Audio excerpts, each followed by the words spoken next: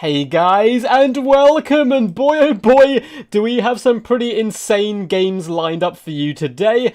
In the first semi-final here, we're going to be doing two semi-finals and a final. We have Krablin facing off against Loopy, which is a matchup you would normally expect to see in a finals of a tournament, not just the semis, so it's certainly going to be some wild stuff. And it looks like it is going to be the forces of the Wood Elves. Loopy was first to pick and ban here, up against the Empire, which personally I think is very Empire favoured. How are you guys doing? What's up, pal? The Black Fawn, the man, the myth, the legend is here. Leog, Aldby, CJ, Hank, I hope you guys are doing all good today. And yeah, it's going to be pretty damn fun. I'm very excited. This is the last qualifier of this season. So whoever wins here will be going on to meet Void, Chosen One, and Ice Power in the Grand Finals, which will probably take place in about 2 weeks' time to determine who is this season's winner. It's going to be good, though. I'm excited. Krablin, I believe, has previously won DBD, and Loopy has got to many finals before, so it is certainly going to be some good fun. The other bracket, or other side of the bracket, I should say, is currently going a little bit slower. Those guys are in the quarterfinal stages. Oh, apologies, guys. The other side is in the quarterfinal stages between JJ2 and Lunacy, and J Phoenix and Suave. So the winner of both of those will be meeting together in the semi-finals after this one. But I thought, why not us get underway as quickly and early as possible here, whilst they finish their games in the background. But I'm very excited to see how this works out. I think Krablin is already ready to go. Looks like Loopy is. Right. Good luck, have fun, lads.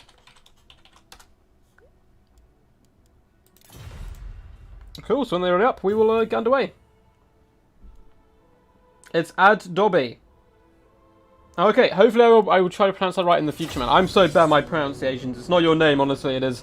It's my little duck mind trying to figure itself out. Yeah, we're starting quite a bit earlier than expected today. It was looking like it was going to be a bit of a long one, but then some of the bottom bracket games just rattled off really quickly.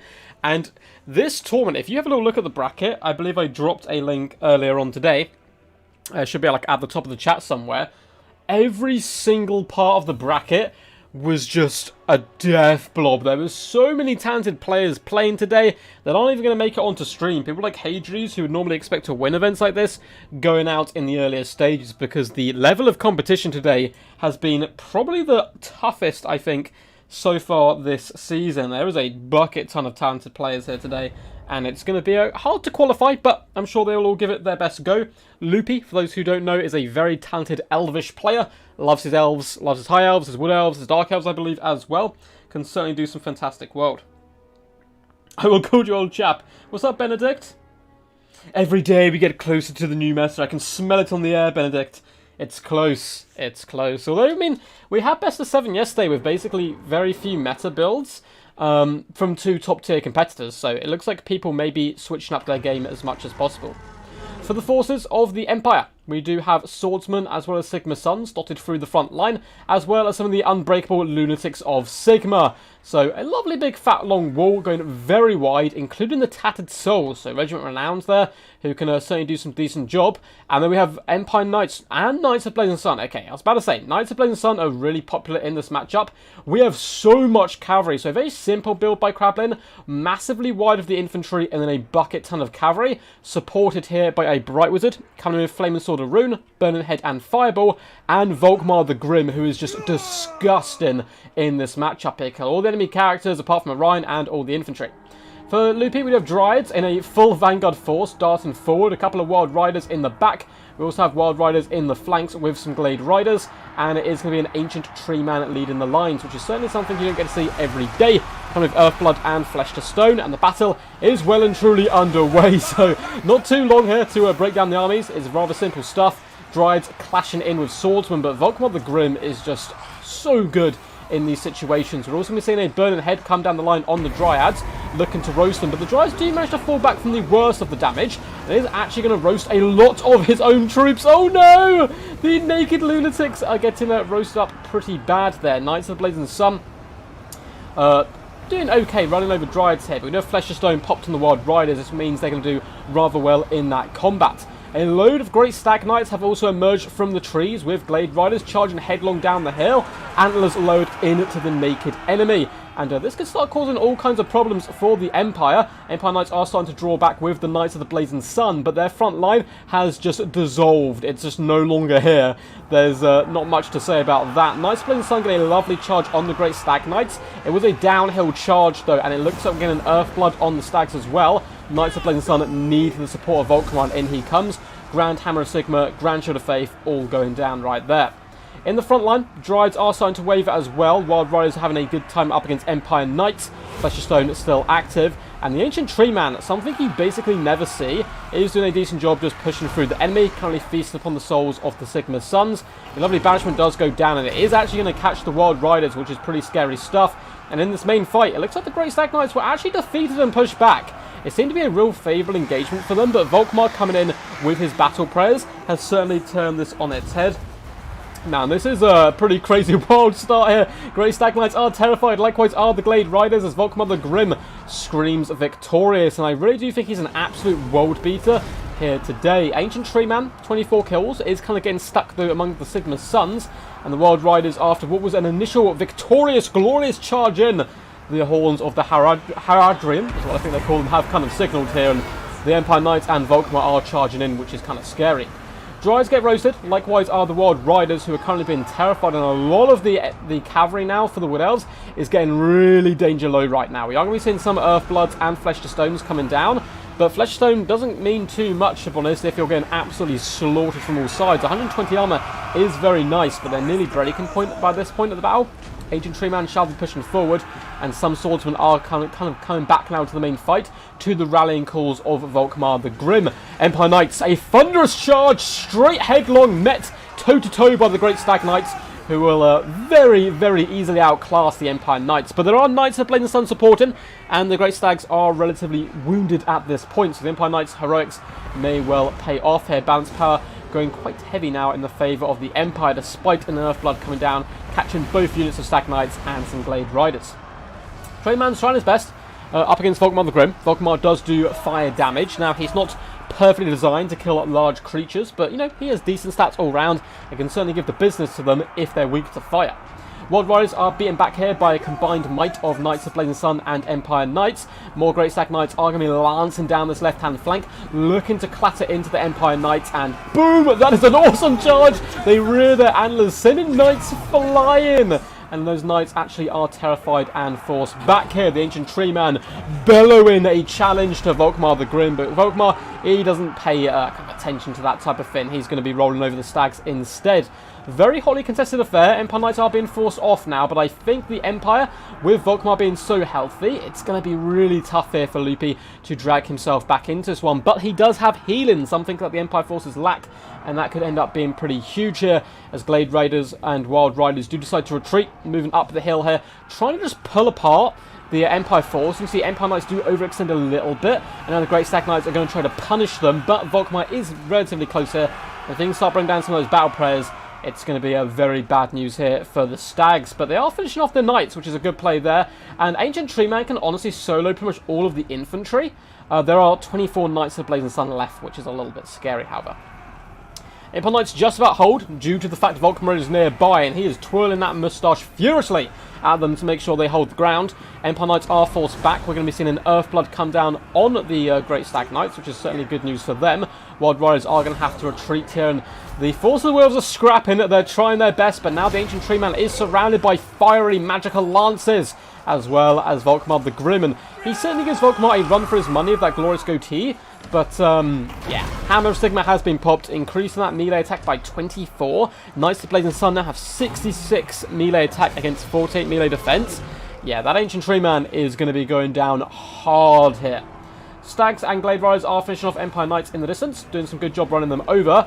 The little Tattered Souls and so forth as well, with Grand Hammer of Sigma popped on them, won't do too terribly in combat, though of course it is not the perfect matchup for them. And the Ancient Tree Man is standing alone. The last march of the Ents, trying its best. We're going to be seeing a Burning Head come down the line on the Great Stag Knights, though it is mostly missed, and again, kind of done a lot of friendly fire. This is a very pyro-heavy Bright Wizard who's a bit of a maniac, it would seem, roasting his own troops, but he did do good damage throughout the course of the battle, and the forces of the Empire shall be victorious.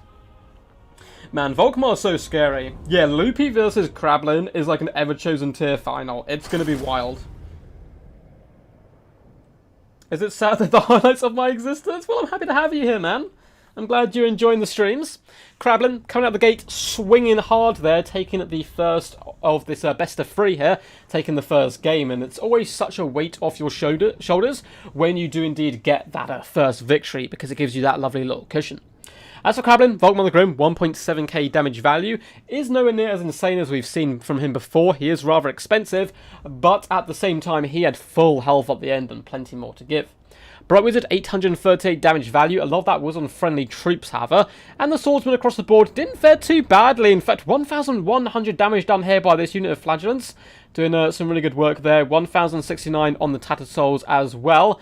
Empire Knights, 920, 728 damage value. That's pretty solid stuff. And Knights of Blood and Sun, 1,000, 2,200, and 697. And that unit, which got 2,200 damage value, still had a lot of health in the end game. Well played to Loopy though. He really did have Krablin on the ropes during that early stage and mid stage where his cavalry would just swarm in the Empire. But alas, it was not quite enough. Only 500 damage value on the Ancient Tree Man. Good to see him out though. You don't get to see him terribly often. None of the Dryads paid for themselves. Glade Riders struggled as well. Wild Riders got 1.3 and 729 damage value. It's not terrible. Great Stags, 1.3, 944 and 1.1. So good damage value on the cavalry from both forces. But Volkmar performed far better than the Tree Man.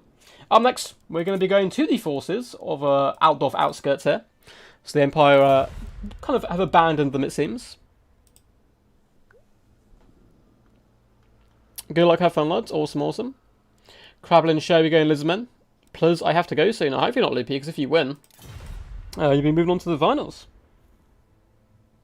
Not if it's a Ducky stream. Exactly. Any other stream, yes. But a Duck stream is different, obviously. What's not to love? But yeah, that was a pretty wild first game.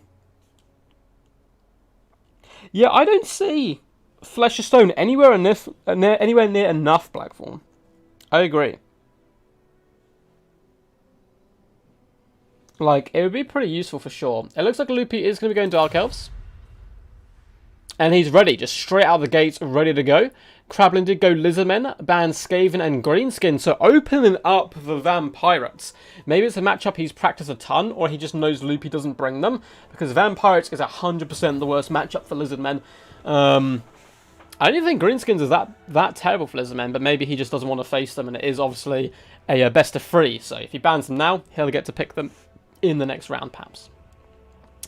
But Loopy's ready. I honestly think Dark Elves are really good against Lizardmen. There's a bit of a trap with like Dark Riders and stuff, but I think if you go with a fairly standard Dark Shards with Shade support, maybe a couple of Bolt Throws on the bigger maps as well, it can do wonders up against the Lizardmen, whose infantry, for the most part, can be slow and ponderous apart from Skinks, and they get run over by Dark Riders rather effectively. So, all round, I think this matchup does certainly favour the Dark Elves, but we'll have to see how these guys manage to pull it out of the bag and all that good stuff. But yes. Let's quickly check to see if the other semi-finals or other quarterfinals are complete. It looks like Suave will be facing the winner of JJ2 and Lunacy. So when those guys are ready, obviously we'll pop into that after this one. But yes, I'm excited. Yeah, Fleshstone gives 60 armor to 1 unit. And if you overcast it, I believe it increases the duration. Now, you can use Fast Protection, which becomes an Air of Effect, I believe, when you overcast it, though. Which can be quite nice, but it isn't... that's Law of Light, I want to say off the top of my head. You can, however, use Shield of Thorns as an air effect, which can do wonders, but that gives you physical resistance. And also buffs your stats, I believe. Yes. Yes. And here we go. Altdorf Outskirts. These guys just straight into it. I understand I haven't updated the scoreboard, so we'll do that in just a second when we do indeed get there. No, Flesh of Stone, I believe, is a longer duration. Yeah, Joe's got it. Yeah. You're probably thinking of Fast Protection. Cool. So we wait for the players to load in before I hop out and change the scoreboard. Altdorf Outskirts is a relatively beautiful map, though. Looks like the men of the Empire are under siege, and the Lizardmen have come to their aid, which is always good to see. Forces of good working side by side. Let's quickly upgrade the scoreboard. That shall be 1-0. There to Krablin. And let's hop in here. So, for the forces of the Dino Boys, we're going to see Skink cohorts of Javelins and Saurus Warriors. Two very common picks, of course, dotted all the way along. Those pesky Javelins can do fantastic work up against Dark Elves, and the Javelins always good up against factions who don't have particularly good healing. With a Feral Stegodon, we have a Krablin. You beautiful human beings. So we have two Feral Stegodons and an Ark of Sotek. Krablin winning the hearts of the people, I presume. Skink Priest of Beast coming in Flock of Doom and Manticore Summon, as well as Krokgar on a Horned One coming in with all his good stuff, and a load of Chameleon Skinks in the front line. So these guys are really eager to get underway, so we'll just very quickly go through this build. We have Blackguard of Nagarond, we have Hargraf Executioners, Dread Spears dotted all the way along. We have Dark Riders with crossbows, 4 units, which are good here, but I do generally feel Dark Shards are a bit better. And we have 2 units of Dark Riders, as well as Malekith coming in with Soul Sealer and Gaze of Malice. Should be a really good fun game. I mean, the Hargraf Executioners will butcher the Saurus if they can get in combat with them effectively. The problem is, the Chameleon Skinks and Javelins are just going to obliterate these guys on the approach. 100 armor's all good, but you don't have any shields, and the damage really will start to rack up. These Javelins actually do really good damage, although it looks like they may be trying to focus down at the Dark Riders as well, which I certainly cannot blame them for. Feral Stegodon is going to be ramrodding in, breaking up the charge of those Dread Spears, who are engaged with Skink cohorts now, but Dark Shards can start to apply that pressure, and that's going to be a little bit scary. We do have the first Gaze going down, trying to catch these Skink cohorts. Oh no! Survive, Internet, survive! Okay, we're back. Skinks do get hit really bad there. Oh my god, down to about half HP. Feral Stegodon does hit the Hargraf Executioners, as the Saurus Warriors do pull back as well. Lovely little 2-for-1 combo there. Skink cohorts of Javelin are unleashing shots into the Blackguard, though, doing some pretty decent work. We're going to be seeing a fat Soul Seal, I believe, come down on the Saurus Warriors, no doubt. It is, trying to get them off the field. Feral Stegodon is going toe-to-toe with Malekith, and the first of the Manticores has indeed been summoned up in the sky. Saurus Warriors really struggling, of course, up against the Hargraf Executioners, who are just so much more elite, slicing and dicing with those double-handed war blades. Saurus Warriors are driving back enemies, though, on all fronts as well. Very close game so far. Feral Stegodons are rampaging, which is brilliant. What Lupin needs to do is just take these Dark Riders, float out to this side, and shoot the Stegodon, because it won't be able to get out the way or dodge or any of that nastiness. We do have a fat Soul Sealer go down. Alongside, no, it's like it was just a Soul Sealer. Krokgar is fighting strong, though, with the Ark of Sotek, who's up to a mighty 6 kills so far. Though there is a lot of Blackguard of Nagarond around here, which is a little bit scary. Saurus Warriors should be able to engage and slowly drag them down, but the dinosaurs really do need to check themselves a little bit. The Manticore struggling to get hits connecting with Malekith due to those Soul Sealers healing them up as well. Dark Riders do seem to be relatively comfortable right now, just pouring on the fire. And they're doing some pretty good work. The Ark of Sotek does manage to juke those shots, so it's years of training. But the Dark Riders should be able to break it and force it off the battlefield. And things are pretty close right now. Hargraf Executioners are dueling the mighty Krokgar down here. Swiftness of Itzel is popped. We do have Chameleon Skinks alive, which is a little bit scary. But the advantage of the Dark Riders is they can chase them down in the late game and tread them under hoof. The Feral Stegodons are starting to push through, but they're rather isolated right now. Dark Riders really can fill them up with bolts. And Malekith is hunting. He's on the prowl, looking for that Stegodon, and he has managed to rampage it.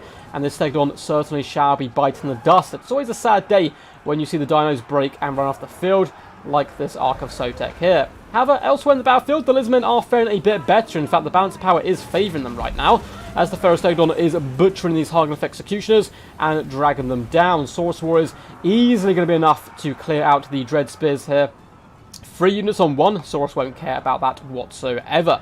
Chameleons are still alive. They need to be careful now, though, because the Dark Riders will cause them huge problems, and there's a lot of ammunition left on these guys to pour in to the Feral Stegodons, and I think at this point, the Dark Elf forces are actually in a state of advantage, despite what the balance of power says. A huge Hand of the Gods comes down and just slaps Malekith, doing massive burst damage to him. Feral Stegodon and Krokgar trying to follow up are charging in to engage, and Malekith is lucky to get out with his life, but the Feral Stegodon does rampage. A well-placed Cold-Blooded, though, from Krablin shall keep him alive and in the game, but Dark Riders are once again free to start pouring in that damage fire. Chameleons are attempting to support. Malekith is going to hop on top of the Stegodon, trying to drag it down, but he needs to be careful. Kroq-Gar is a fantastic duelist, one of the greatest the old ones have to offer. Sacred Spawn and popped, and Malekith needs to get out of there. He does not want to be sticking around with Crocky G. First Stegodon should be able to take this charge of the Dark Riders comfortably and beat them back. The Blackguard and Nagrond have been a constant nuisance there, but Malekith is getting really danger low right now. Kroq-Gar trying to hunt him down. Dark Riders here to support, but the Chameleon Skinks. Loopy needs to take these Dark Riders and just engage the Chameleons in hand-to-hand. Just run them over as quickly as possible, because he needs to save Malekith. But a Manticore Summon does come in the late game here, and Crocky G is managing to juke a lot of those shots. The Archosotek has returned to the field, and Kroq-Gar engages once more in hand-to-hand combat. Two mighty warriors of old. Bam! Slapping in. Dark Riders have come to support, of course. The Dark Elves don't like to play fair, but with Malekith going down like this, with the Pharaoh Manticore Summon, I don't know if the Dark Riders are going to be enough. I don't know. I mean, there's not that much Saurus Warriors left. This unit of 62 is going to be a problem, but there's a lot of ammunition left on these troops, plus the Blackguard. If the Manticore does go off the field, I think there's a good chance for the Dark Elves, but there's a big tear route going down. No way! That is so harsh. Kroq-Gar was so low. Dark Riders could have mopped up pretty much the remainder of the Lizardmen forces, but the loss of their lord and the tear routes do seal the deal, and Loopy shall be bowing out. But a wonderful performance by him, representing ODM hard. Always love to see the ODM guys in action. And he put up a good fight. I honestly think he would have won that if the tear route didn't come down and the kind of penalties to leadership. 2,116 damage value on Malekith with a really lovely gaze as well early on. The Dread Spears across the board, yeah, didn't do great to be honest. They kind of struggled. Hargan of Executioners, 1,900 and 644 damage value. The Blackguard was such a solid anvil in the centre. 1.3k damage value on them. Dark Riders did okay. The Repeat Crossbows, 978 damage value. 530, 520, 645. Just couldn't really get on top of those key targets where it mattered. Big fan of Krablin's build. Going wide. Crocky G, always a man of my heart here. 2,197, so slightly outperforming Malekith, only just there.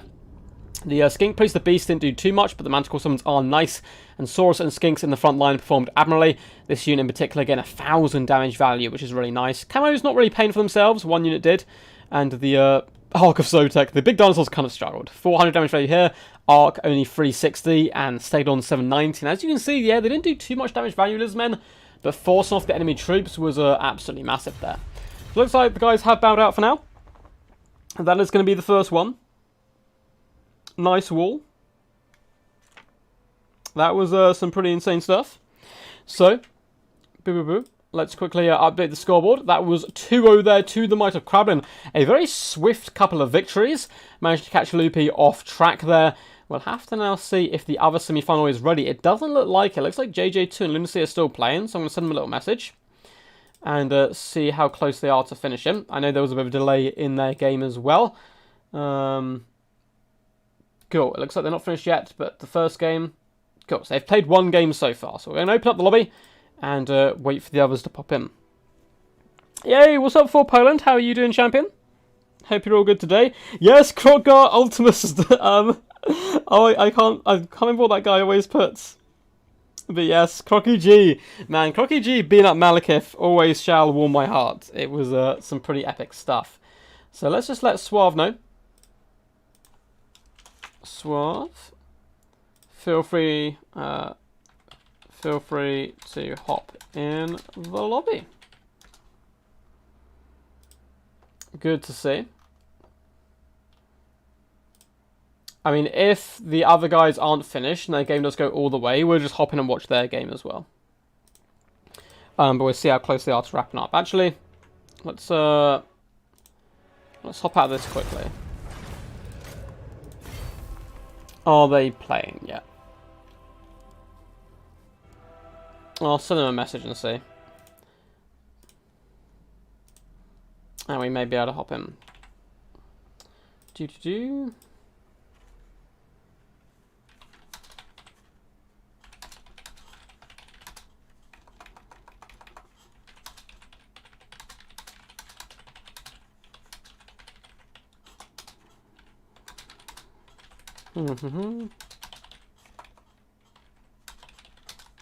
Go. just let them know that if they're not playing yet, we can always hop in a spec slot. But until then, we'll open up a lobby. Open up the lobby for now. And the maps for this one shall be Troll Country, going traditional again, then Iron Sand Desert, Toothgrass Hill, and then, yeah, that'll be it. In the best of 3. And the finals shall be played on Schlosterhafen, River Maxon, Oakenhammer, Gorgazon, and Galbaraz. So we're whipping out all the competitive maps today, which should be some good fun. So let's, I'm being blind, I think. Did I go too far? Where are we? There we are, Troll Country. Perfect, perfect.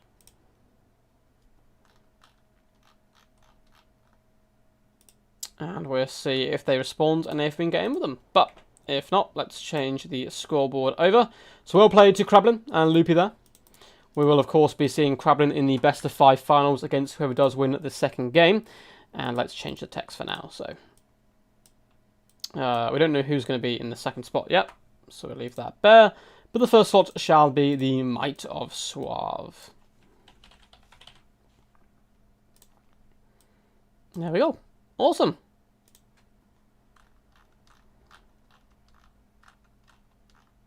If worse comes to worse, if Suave's here, if anyone fancies playing Suave for a little while, feel free to hop in, because I'm still waiting for the other quarterfinals to catch up, which is between Lunacy and JJ2, who's put up a really fantastic performance so today.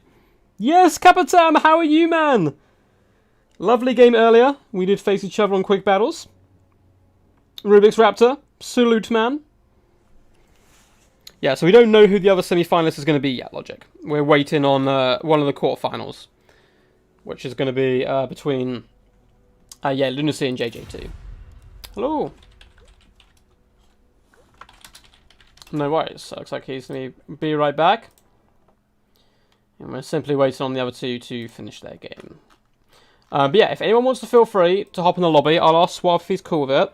And want to do just like a expedition game. I can do it myself if no one else wants to join. But if anyone wants to play, feel free to hop in. And we'll just do a practice game while we're waiting. I did not see the Troglodon sneak peek in the latest CA video. What was the latest CA video? I haven't really been keeping up to date too much, I'm afraid. But I'm very excited for more Troglodon action. Looks like Suave's part of RTK now. I think that's, maybe he's been doing that for a little while, but it might be relatively new. Which is a very, very talented competitive clan. I do not know about this, but yeah.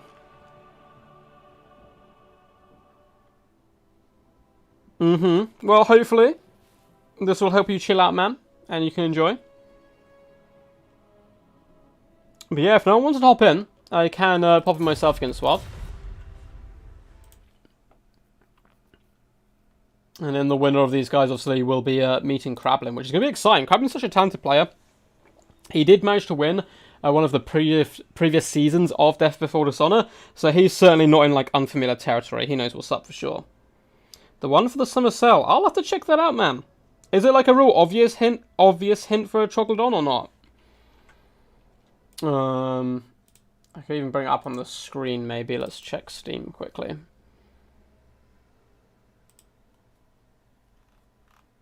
I don't see anything, but it's probably hidden somewhere where I'm not looking. It's not on the Total Warhammer page.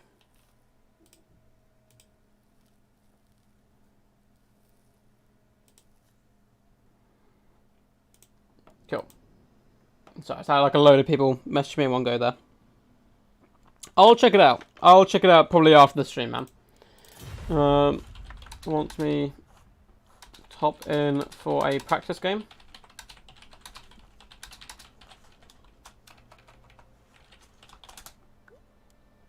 Can't even, you guys are scared of Suave, man. You guys are scared. No one's willing to match Suave. We are for Poland. Yes, the champ. Champ. Suave, you okay to do practice game versus for Poland? As quarter final is taken. Hey, wow. We'll see if Suave's all cool with it. It's on their YouTube page. Oh, okay, okay. We can maybe check it out. Like at the end of the stream. Does that sound cool to you guys?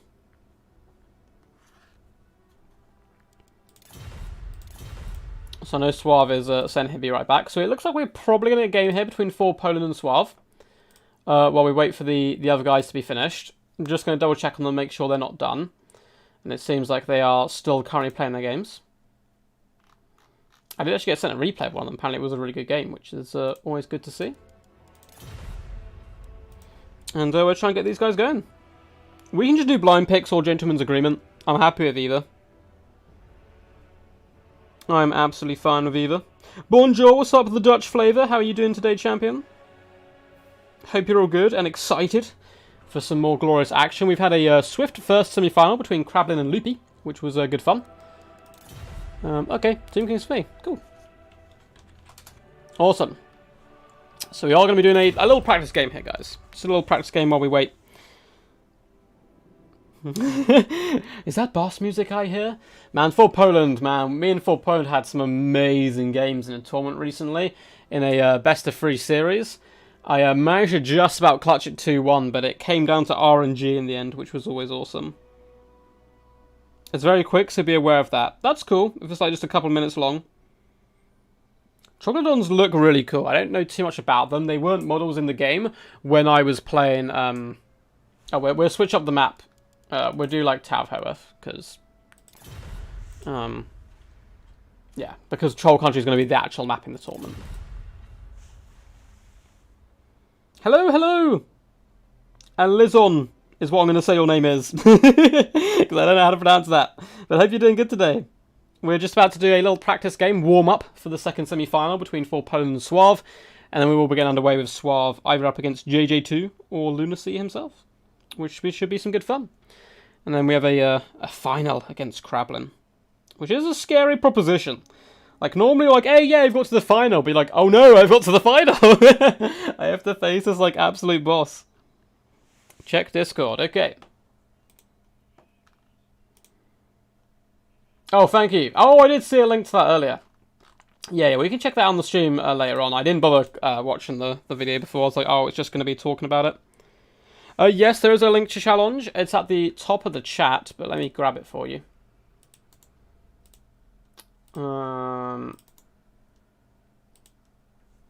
There you go. So that should be a link to challenge. We're literally just waiting for the top guys to finish, and then we'll be moving on to their stuff. Greetings, Master Duck. The IKEA Duck has arrived. Yes, Sebastian. Bathe us in your Swedish glory. Hope you're all good, man. Fantastic to have you here. Drop those likes, says Blackthorn, indeed. Indeed, indeed. Ready, good luck, have fun. For Poland's Ready to Rumble. It's an interesting matchup. Team Kings versus the Dino Boys. It's one matchup people love to counterpick Lizardmen with Team Kings and Dwarfs. But both factions, it basically comes down to, can you shut down that back line? Team Kings, very good with their Ushopti, can guard them with Sneaky Snakes. But also going something like Double Carnosaur here can be a little bit rough. If you can get them into combat up against the Team Kings and onto that back line, they cause all kinds of problems. So you really do have to swarm. I also think the air game is quite important in this matchup. Roll in some Pterodons or Pterodons with Fire-Leech Bowlers alongside maybe one unit of Ripidactyl Riders to protect them from carrion can be, yeah, pretty nasty. Pretty nasty indeed. We'll have to see how these guys perform here today. We're on Tavhoeth. Once again, massive shout out to 4 Poland for stepping in here and playing a little game for us while we do wait. So yeah, glorious map Tavhoeth. You got this lovely elvish architecture. You can deploy inside here. I say this basically every stream, but I'm so happy about it. When you get like cavalry like streaming forth like they're in Helm's Deep and start to clatter into the enemy. Let's wait for these players to load up in. No! No! Sebastian's prepping food to murder people. Midsummer Murders, what I'm assuming. I'm so bad at this matchup. It can be pretty tough. It can be pretty tough. Crocky G is good here as well. It's a matchup you can actually bring him because Hand of the Gods eviscerates Tomb King characters, Casket Souls, going very wide in general, and it seems like we have a pretty cool build here coming in by 4 Poland. We have Saurus Warriors along the board, with skink cohorts with javelins as well, and double chameleon skinks. Up in the skies, we have Pterodon Riders with Fire-Leech bowlers and double Ripidactyl Riders to support them. As I say, 2 Pterodons with Fire-Leech, 2 Ripidactyls, which is certainly some good fun. We have Dishonour. Okay, so we've got the jacked skink here on his horned one, and he is raring to go, pointing his dagger at his enemies. Stand your ground, Arcane Conduit, Transformation of Kadon, and Flock of Doom shall be his poisons of choice. Just going very wide with a bucket ton of skinks, Saurus, and a bit of an air core. I like it quite a bit. For the forces of the Tomb Kings, it's going to be a little bit more traditional, coming in with those Ushopti. We do have a double Ushopti indeed, with great bows, no Chosen the Gods, which is interesting. The main battle line as well is going to be Tomb Guard. Okay, so a Tomb Guard front line with Skeleton Spearmen in reserve. Now, the Tomb Guard are very good here, including the Kepper Guard, the Regiment of Renown, because they can duel relatively effectively against Saurus. The problem is, Fire-Leech bowlers roast Tomb Guard and do some massive damage. But again, they might be busy dealing with the Ushopti instead. Searching the Impenetrable is vibing right now on his big old kitty cat. And he's looking like an angry buddy. Coming with an Incantation of Protection, Cursed Blades, as well as his crown and all his good items and stuff. So yeah, coming in with basically the 2 spells you see every time from the Tomb Kings. What's up, Magnus? How are you doing, champ? What's the most adorable unit in Total Warhammer 2, and why is it skinks? It depends if you're talking about chameleon skinks or normal skinks. I think people would differ on opinion there a little bit. Love the Lizzie Lord pick, indeed. No, he's a skink bull, right? He's just jacked. He's been hitting those spawning pools and maybe sipping some stuff he really shouldn't be doing. But again, if it's all approved by the old ones, I'm sure it's absolutely fine. In the back here, Pterodons are going to be floating in with the Ripidactyl Riders. Ushopti have started to unleash hell, aiming at Tehenwin. But he's going to be bouncing back and forth. Shouldn't be an easy target to hit whatsoever. And there's not that many good targets in front of the Ushopti really to shoot. Now, Cetra is going to be an absolute world beater here. He can really destroy and crush pretty much all of the infantry fight here. Chameleon Skinks have destroyed some Elvish work. That takes thousands of years to build. Chameleon simply walk over it. Camilla can try and get in the back and focus down the Tomb Guard with Halberds, which is a good target. They have a pretty solid 50 armor and a silver shield, but at the end of the day, damage is damage. Ripidactyl Riders are floating overhead now, looking to snipe out their opposition. Skink cohorts are wrapping around. Saurus Warriors are looking to engage, and it looks like we are getting the first Manticore Summon of the day coming down. Saurus Warriors do charge forth towards the Tomb Guard, and the Ripidactyl Riders are going to be coming down for an early assault onto the Ushopti, dangerously close to Cetra and his Halberd Tomb Guard, so it might be a very risky approach, I think. Saurus Warriors are now slamming in, butting heads with the Tomb Guard, trying to crack their skulls and bring them down. But that's going to be easier said than done. The Incantation of Cursed Blades goes down on this unit. Kepper Guard able to wrap up a lot of the enemy. Ripidactyl Riders, though, do engage with the Ushopti. It looks like those Tomb Guard are being whittled down here by a mixture of Chameleon Skinks and Pterodon Riders. Pterodons, I'm telling you, are amazing here. The Ushopti Great Bows do have protection on them. Looks like those Ripidactyls did indeed engage slightly too early, in my opinion. But the Fire-Leech Bowlers are doing some nice work now onto the Halberds. Skinks are starting to whip around the flanks. And Saurus not doing terrible in the front line, all things considered. Ushopti on this flank are getting butchered as well, due to the help of that Feral Manticore Summon and the Ripidactyl Riders. Tehenwin the Jacked is currently just vibing in the back. Cetra's going to be a big problem, I feel, here. Skeleton Spearmen and the Tomb Guard are in a bit of a dangerous situation if we have an Amber Spear or something, but we don't. We do have a second Manticore Summon coming in, and this could be quite nice in an assassination attempt on Cetra if it's supported correctly. The other first Manticore is nearly gone at this point. Ripidactyl Riders seem to have got to the point where they might be able to crumble these Ushopti, but themselves have been forced back. Saurus and Chameleons doing wonders on this left-hand flank, though, dragging down some of the more elite Tomb King forces. Kepper Guard themselves are looking pretty beat up. Saurus Warriors are retreating, though. Right-hand flank going much worse for the Lizardman than the left. And the Feral Manticore is going to be hunted down Cetra, getting in some damage. All damage is good damage at the end of the day. Cetra is trying his best, though, to feast upon the soul of Tehenwin, who should be a bit more fleet of foot. However, that attack animation, that like bounding, has come down and activated. So Tehenwin is kind of getting like just shoved along, which is a little bit funny and janky. Ushopti looking a little weakened here. And down here, skink cohorts of javelins are thrown in. Likewise, the chameleon skinks doing some pretty nice damage. The tomb guard of halberds are looking pretty weak. You Shopsy as well, down to just 92 HP. Kepa guard are struggling a little bit. The Henowin is continuing to fall back at the moment. Chameleon skinks are pouring on that fire, doing some nice work. Tomb guard should be going down, but by God, they've been holding for so long here. Pterodons are coming back. The Fire Leech Bowler variety should be able to rain down some fire. And a beautiful Flock of Doom comes in by 4 Pwned here, catching all of these units, but Cetra being so healthy really does worry me. The Great Bows are still active, not being able to get the best value from them today. Ferromanticore is now surrounded by Tomb Guard as well, but he's not long for this world. Skin Coils of Javelins are trying to help finish off some Tomb Guard, and over here more Tomb Guard are being dragged down by the ferocious and ever-diligent Saurus Warriors. The Shovely Great Bows are taking a bit of a pound at the moment. Ripidactyls do swoop down, and these guys just do not want to crumble. And with that Ferromanticore going down, balance of power is actually slightly in favour of the Lizardmen at the moment, as a lot of the infantry is just getting washed up here.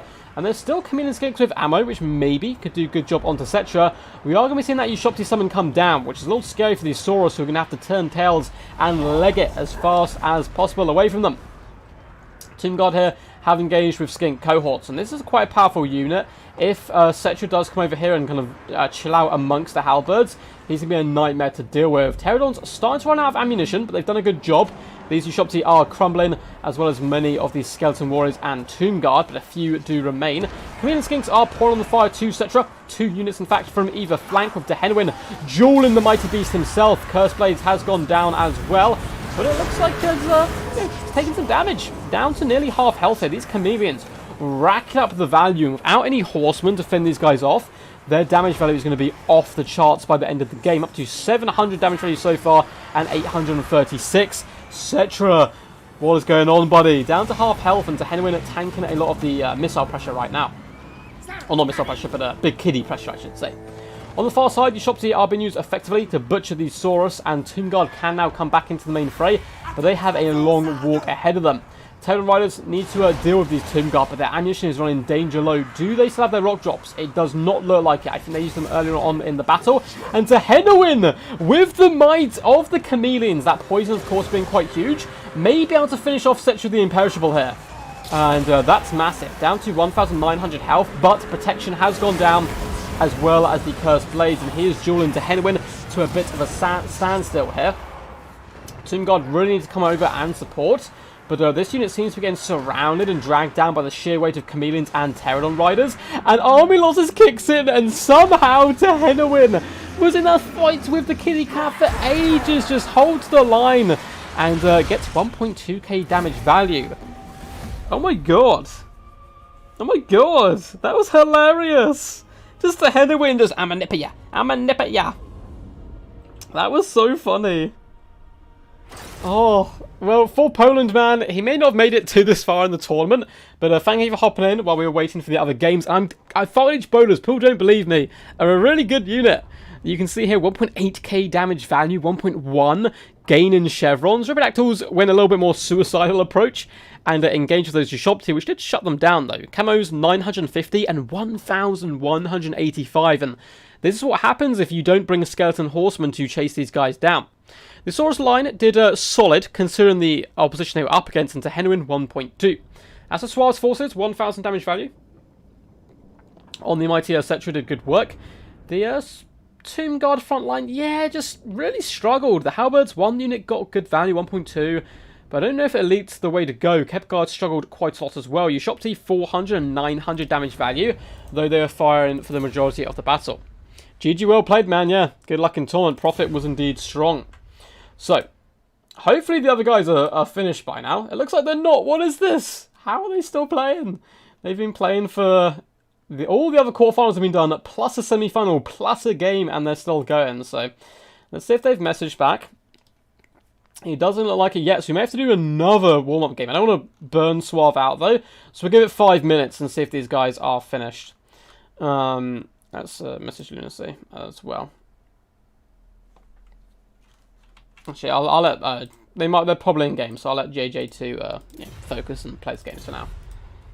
But yes, man, the iguana riding a crocodile won. That was so cool. Unlucky, oh yeah, for sure, man. Poison Ducky, quack quack. How are you, champion? Hope you're doing all good, man. Ice power. The power of ice he brings. Feel free to hop in ice and play.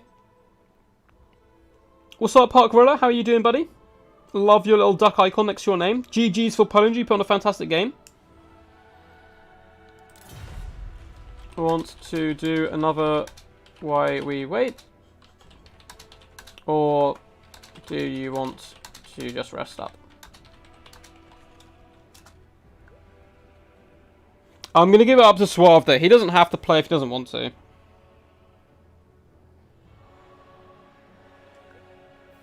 We can fight. Awesome.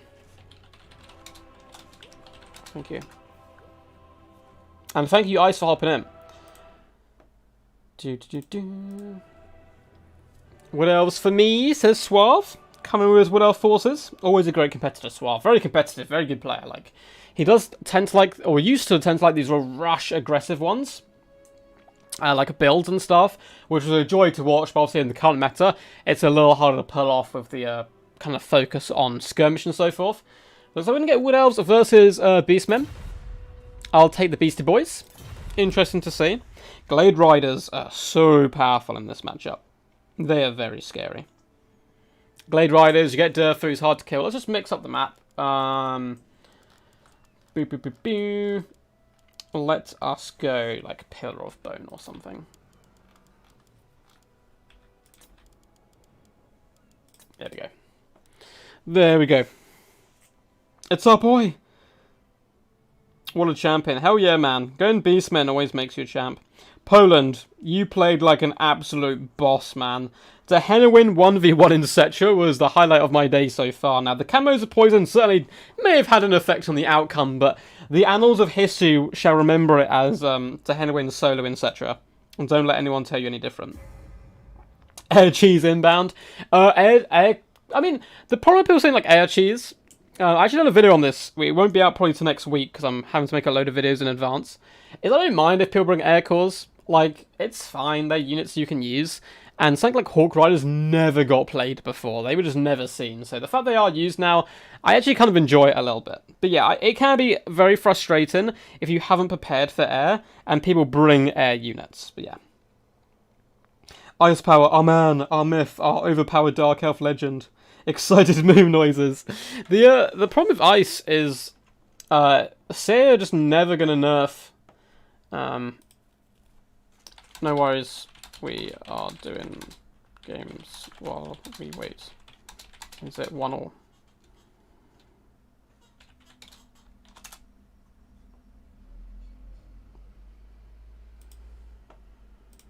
Cool. So I think the other guys maybe 1-1 right now.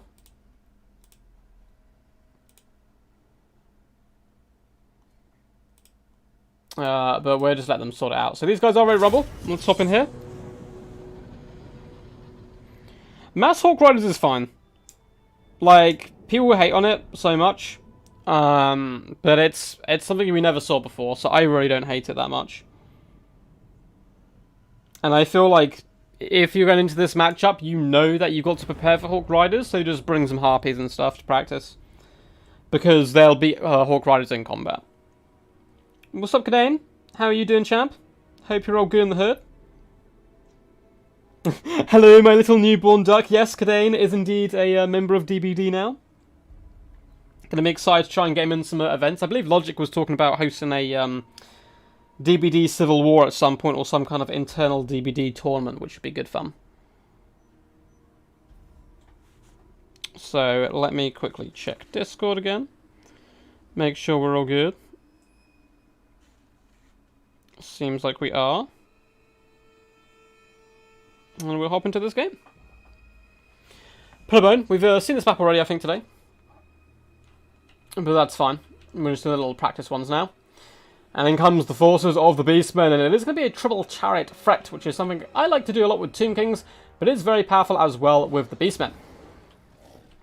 So Ice Power, not only trying to win the hearts of people by picking Beastmen, he's actually not going to be bringing the Shadow Gave. Instead, Kazrak the One-Eye shall be brought to the field alongside Double Caster. So we have a Spirit Leech Bray Shaman, as well as a Vile Tide Bray Shaman.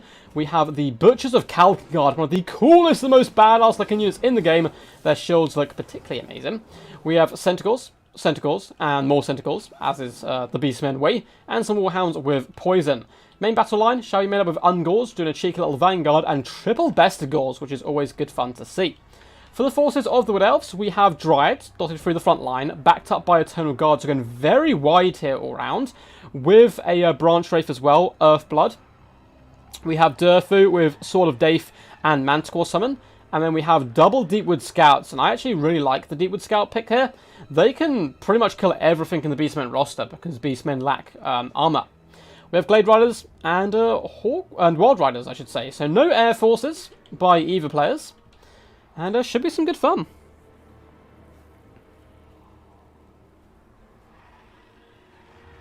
Came back from training. Glad I didn't miss the stream completely.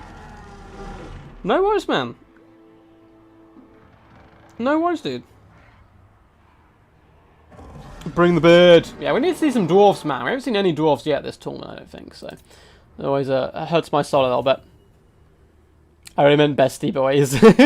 Really good luck, have fun. It's going to be an interesting game. Deepwood Scouts are going to have to do some heavy lifting, I think, up against the Butchers and all these Centaurs. Because Dryads will win the initial front line, but as soon as those Bestigors hit, it's going to become very dangerous. However, we do have Durfu, who's very powerful. A lovely little Volatile that's going to go down, clipping some of the Dryads. They're in a rather spread out formation, though, so they don't mind it too much. And the Dryads will now be engaging up against the Ungor herds, looking to reap bloody ruin upon the Beast folk. And this really truly is a grudge match. Beastmen and Wood Elves are sworn eternal enemies. They hate each other so much. Beastmen always want those goodies inside Athaloran, and Wood Elves not really about that life. Lovely punch through the centre with the Brave Shaman of Wild running over those Dryads. Bestigors are here to support. The Durfu and Branch Wraith force back some Ungors, though, in retaliation. Deepwood Scouts starting to pour on that fire, but Eternal Guard are going to have to be eager and ready to push in and protect these Deepwood Scouts where possible. Blade Riders just vibing in the back, and it looks like the Cavalry does need to get involved for the Wood Elves, because now the Beastmen, okay, you don't want to play the Cavalry game, we're going to cycle charge your front, or the Eternal Guard holding like absolute champs with a Sword of Daith going down and Bowfire. Lovely little play here by Suave, with Durfu also floating out to this side. And yeah, that Brown Shaman is taking quite a considerable amount of damage right now, so are the Butchers. So they're going to do the rather wise option here and retreat. Just get the hell out of there. Wild Riders do now pour back in, and there's a real kind of dance going on in the back between Centaurs, who do stop moving briefly, allowing the Wild Riders to catch them in the charge, which is huge, because Centaurs will get roasted. Kazrak is here to try to counter-charge, but with an Earthblood and Durfu swooping in, and if he connects with Kazrak, sorry, he'll do big damage. When Overcast Volatile goes down, obliterating both the Wild Riders as the Butchers come in to finish them off. That was a lovely little trap, so with an encirclement within an encirclement, and it looks like the Wood Elves are trying to come in to do yet another one. Wild Riders get obliterated there, but a Manticore Summon has come down, and Kazrak is looking rather low right here, but good play by both players in that blob fight. Bestigor's doing a good job. Deepwood Scouts are alive, though. One unit has been beaten back a little bit too much. They need to be careful, because there's a lot of Hounds and Centaurs still left on the field. Glade Riders are retreating currently. Looks like another unit is being forced off, and the Beastmen did come out on top in that engagement because of Viletide. Viletide is a very powerful spell, particularly up against bunched up units like that. And if we have a little look here, you got 1.4k damage value from what has been basically 2 Viletide so far. There's a lot of Eternal Guard left alive, and Eternal Guard surrounding Durfu is very, very powerful, but the Bestigors could indeed start to become a bit of a problem. Tentacles aren't going to be so much of a worry, but Butchers of Calvin Guard are currently healing up. Deepwood Scouts are now obliterating Bestigors, shooting them in the rear, which is the best way to do this. Another Viletide is going to go down, catching the Eternal Guard, but it looks like it was not Overcast this time, doing far less damage. Poor little Manticore is probably not going to get his supper tonight. He is very close here to disintegrating for good, as the Beastmen forces do run and cower before the might of Durfu. Bestigors trying to engage in combat, however. Deepwood Scouts do pour on fire onto the back of them here. Those guys are suffering quite heavily. Wild Riders just finishing off Ungor Raiders. Could come back here and do a little bit of cycle charge onto the Bestigors. Would be a good idea. And some of the Eternal Guard do find themselves a little out of focus.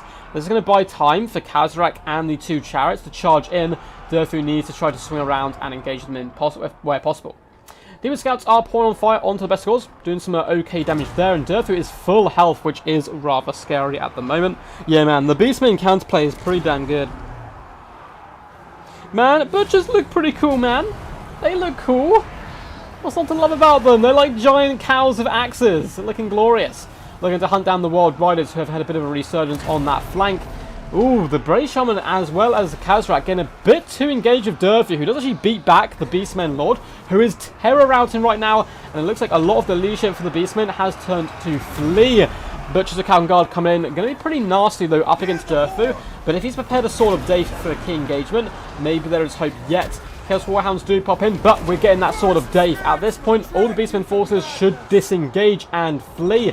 And just use Sentinels on the flanks to kind of charge down Dryads and all that stuff, because they're taking massive damage now. Bestigor's getting finished off. Another Viltide comes in, routing a ton of troops, but there's a lot of damage right now. Deepwood Scouts have actually managed to use up all their ammunition. Very interested to see how they've performed. 1.3k damage value, not as much as I thought they'd get, but still pretty good. And the Butchers are down to just 9 models. Actually, 9 models is pretty good, because they may be low on health, but they can regenerate the longer the battle goes on. Shaman is being forced back. Durfu still stands strong alongside the Branch Wraith. Dryads as well are trying their best here. In the distance, Khazrak the One-Eye has returned to the field, but only has 130 HP. He needs to hide. Just put him in some trees and don't go anywhere near the enemy. Deepwood Scouts are using the remainder of that ammunition on the Bestigors. Wild Riders try to come back to the battle, but the balance of power slightly in favour of the Wood Elves at the moment. But Durfu's going to have to hard carry here. He's going to have to deal with the Bestigors, as well as Cycle Charge and Chariots, as well as Khazrak. But Khazrak, to be honest, doesn't really want to engage too much. I'm trying to think, how many Manticore Summons has he used? Is it just the one? Because another Manticore Summon here would be massive. Of course, the Butchers are going to only engage in the last possible opportunity, so they can heal up as much as possible. Yeah, man. It's been some good counterplay so far, for sure. It looks like some Deepwood Scouts are going to get sandwiched here between Sentinels, which certainly isn't the place they like to be. Dryads do try to rush over to support, but they're simply going to get crumped here by the Chariots.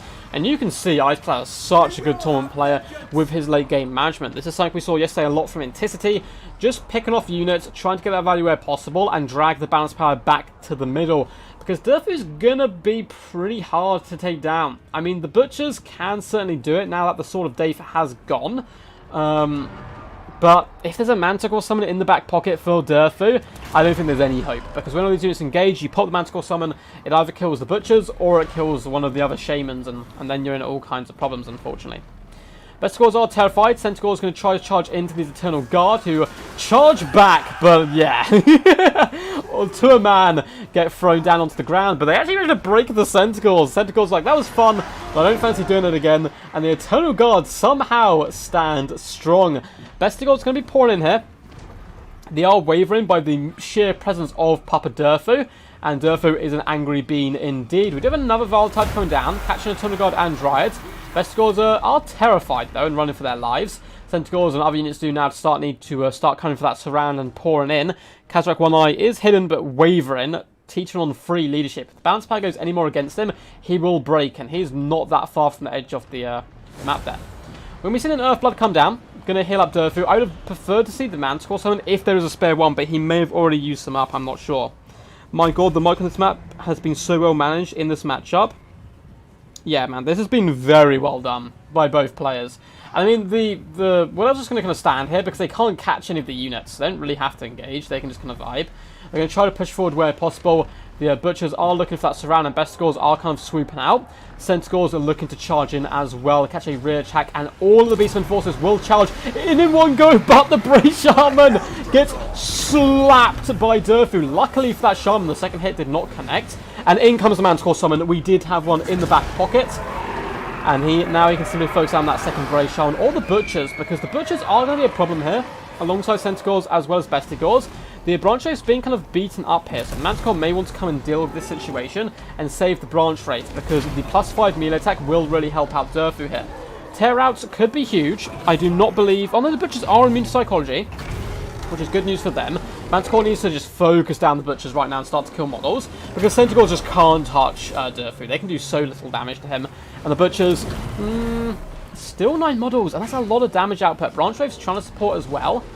That Manticore Summon's going to be pretty scary. Butchers are taking massive damage at this point. Bestigors do indeed retreat, and the Centaurs do try to cycle charge right here.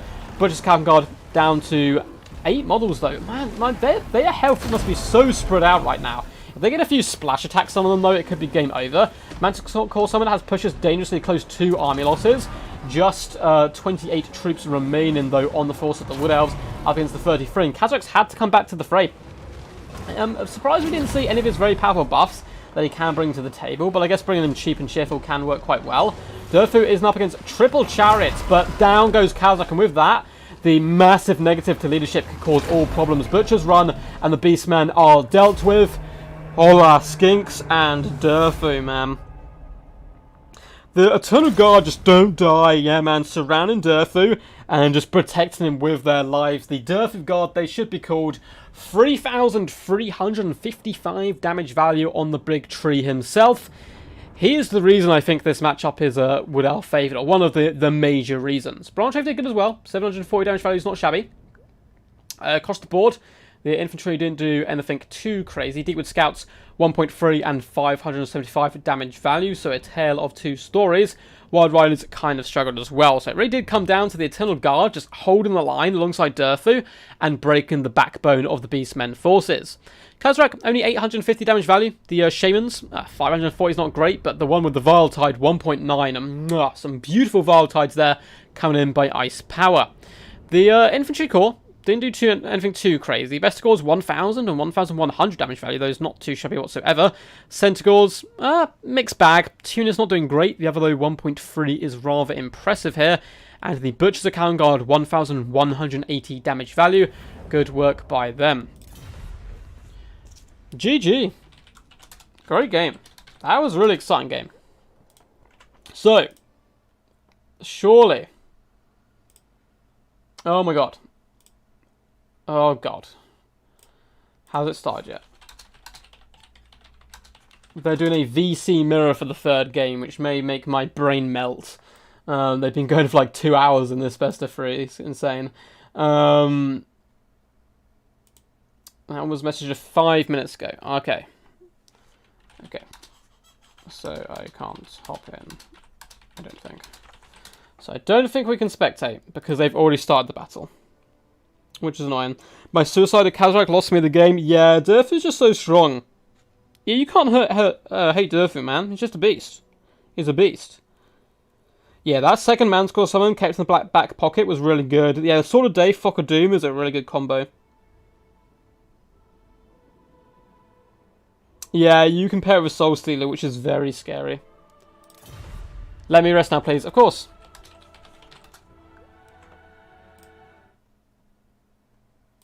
It's about over anyway. Okay. Thank God. No worries. I'm saying sorry about the delay. That's fine. So, I think they're nearly finished. I plus side a very quick conclusion to a grinding matchup. Awesome. Awesome. Who won? JJ flexing his micro skills behind a message whilst playing at the same time. You been picking up the Beastie Boys recently? Not a bad idea, Ice. Honestly, I'd recommend playing them and Lizardmen a little bit. Just so you're in the general groove for the latest DLC.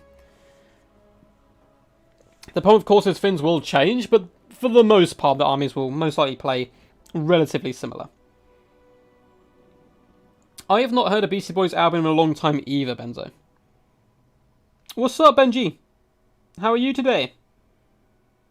Beastmen are fun for sure. Yeah, real kind of like hit and run faction. Yeah, send them.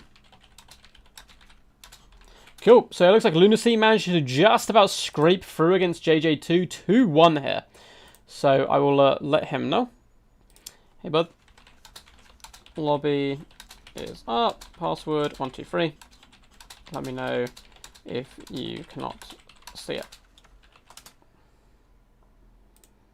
Awesome. So it shall be Lunacy. Let's update the bracket here. I think Swirl's playing on the other side, so we'll put Lunacy on the left. Stretch his name a little bit. Oh, my housemates is cooking, and it smells absolutely delicious. And then we shall put Suave on this side. There we go. Awesome. So this, of course, will be a best of 3 semi, and then a best of 5 final weights up against Krablin, which certainly should be pretty good fun. They're fun, but well, their power is lower than most. Indeed, indeed. They can still do amazing. Like, they can still do very good.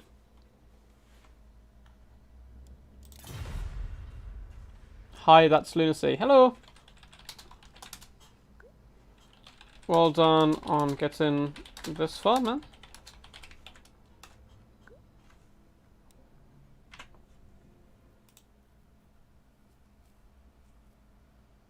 Oh, did I spell his name wrong? I did, okay. Let's change that around. There we go, Lunacy. I believe that's right, hopefully. Hopefully. Lunacy, yeah. So, maps are Troll Country to kick us off. Let's go down to that one. There we go. Maps are Troll Country.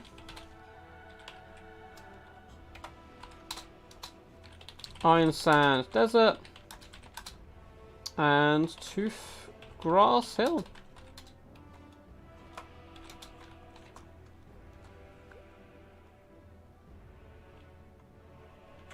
And picking and banning first, it is Lunacy, yes. Awesome. So Lunacy, very talented vampire counter player. Yeah, does love bringing them quite a lot, so we may well see them. I think Lunacy is Russian, yes. I'm surprised he's not a part of a clan VM, actually. I think he plays those guys quite a bit.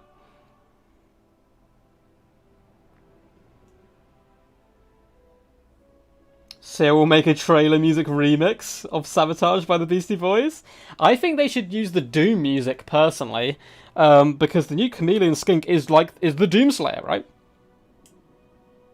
No worries, JJ2, man. You should take your time, play your games. It's absolutely cool, man. You had a fantastic run in today's tournament.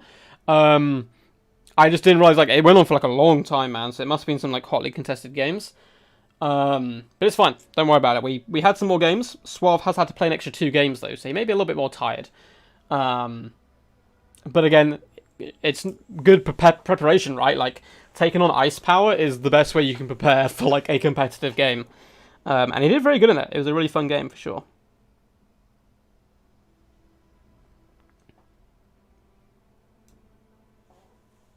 Oh, well, you think Beastmen get trampled by Lizardmen? Yeah, for sure. On a sad note, a part of me will die if they don't parody a movie in the trailer like they did with so many trailers. I hope they do. What movie would you like them to parody it with, guys?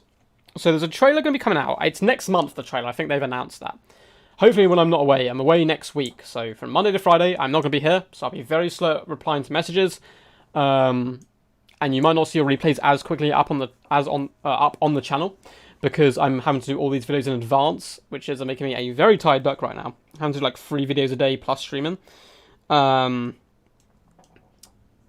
yeah, so hopefully it doesn't drop then. Hopefully it drops when I'm back, which would be quite nice. So yeah, no streams next week, sadly. This will be the last one for a little while. I may stream tomorrow, but it's very unlikely. Because I need to make, I think, 4 videos tomorrow, or 3 videos or something, which is a little bit silly. Depends how quickly this is over. I might be able to get one done tonight. I've had Lunacy defeat in Void before. Oh, defend in Void before. Oh, fair. Yeah, they've got a similar playstyle, I think. I mean, they both love vampire counts, right? So, it's to be expected.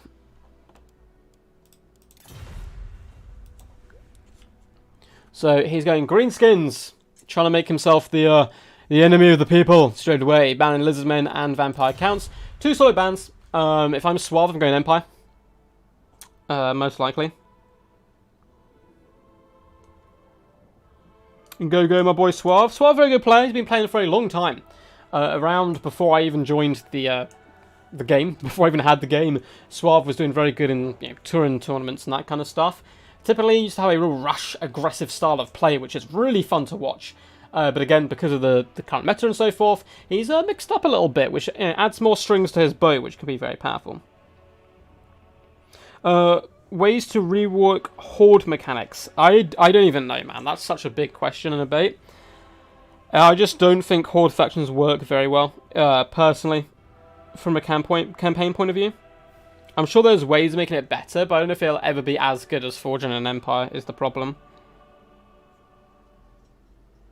But yeah, what movie would I like them to parody? Or like a movie trailer. Oh mate, I realise what they need to do. They need to oh no, Suave! Mirror. Okay, the good news is, guys, Greenskins are off the table after this, and it's Troll Country, so the battle will be done quick. They should definitely parody Fast and Furious, and just every now and again, like, Torx needs to, like, grab another Minotaur and be like, family, and, like, sip a Corona as he does it. He's like, I don't do this because of the Chaos Gods, I do this because of my family. It's like the Bray Herder there, just zooming around on chariots. Could be really funny. What other movies? I don't know. There's so many. But Greenskin on Greenskin action. Should be good fun. The winner of this, of course, will be off to face Lunacy. Oh, not Lunacy. Krablin in the best of 5 final. Lunacy hopes it's him, but we don't know yet. Oh no. Suarez ready rumble. So, what we're going to see is a load of Savage Rock Biggins, a load of Skirmish Cavalry, Giant Ritual Hags, Grom the Paunches, and then people can mix up a little bit. But that will be the general basis. That's normally what it is. Trust me, Greenskin Mirror is the best way to play Greenskins. Just rip that band-aid off straight away. Get rid of it. Throw it down. And then they can't appear again. Interesting enough, Krablin didn't play any Greenskins in the first semi-final. I'm sure he's very apt with them as well, though. Very, very good player, Krablin. Real top-tier player. Nice guy as well. I think he did actually win at Death Before Dishonour before. Yeah, Greenskin Mirror matches are pretty brutal. Yes, the skirmish won't be massively heavy, I wouldn't have thought here. I actually quite like the Regiment Renowned River Troll Hag... not River Troll Hags. Regiment Renowned River Trolls here. That debuff can really help you win a little bit better. Grom on Grom action. Oh yeah. There's going to be some R-rated Grom just kind of... I want you guys just to picture Grom's big belly right now. His topless big belly just grinding against a mirror of itself. Yeah, some kind of permanent encampment could be fun. I mean, if you could build cities and stuff wherever you wanted on the map, that'd be amazing. That'd be such a cool mechanic. Maybe you have to destroy the local city, and then you kind of claim it with your own permanent encampment. That'd be really fun because it adds a little bit more flavour to the cities. You know, you're making your own legacy behind them. You can name them whatever you want. So, I like that idea, Parkrilla. I think that's a cool idea, man, for sure. It may also be immune to psychology, yeah, Blackthorn. I'll have to double check, because I'm assuming one of them's brought them, but maybe not. Maybe not, who knows.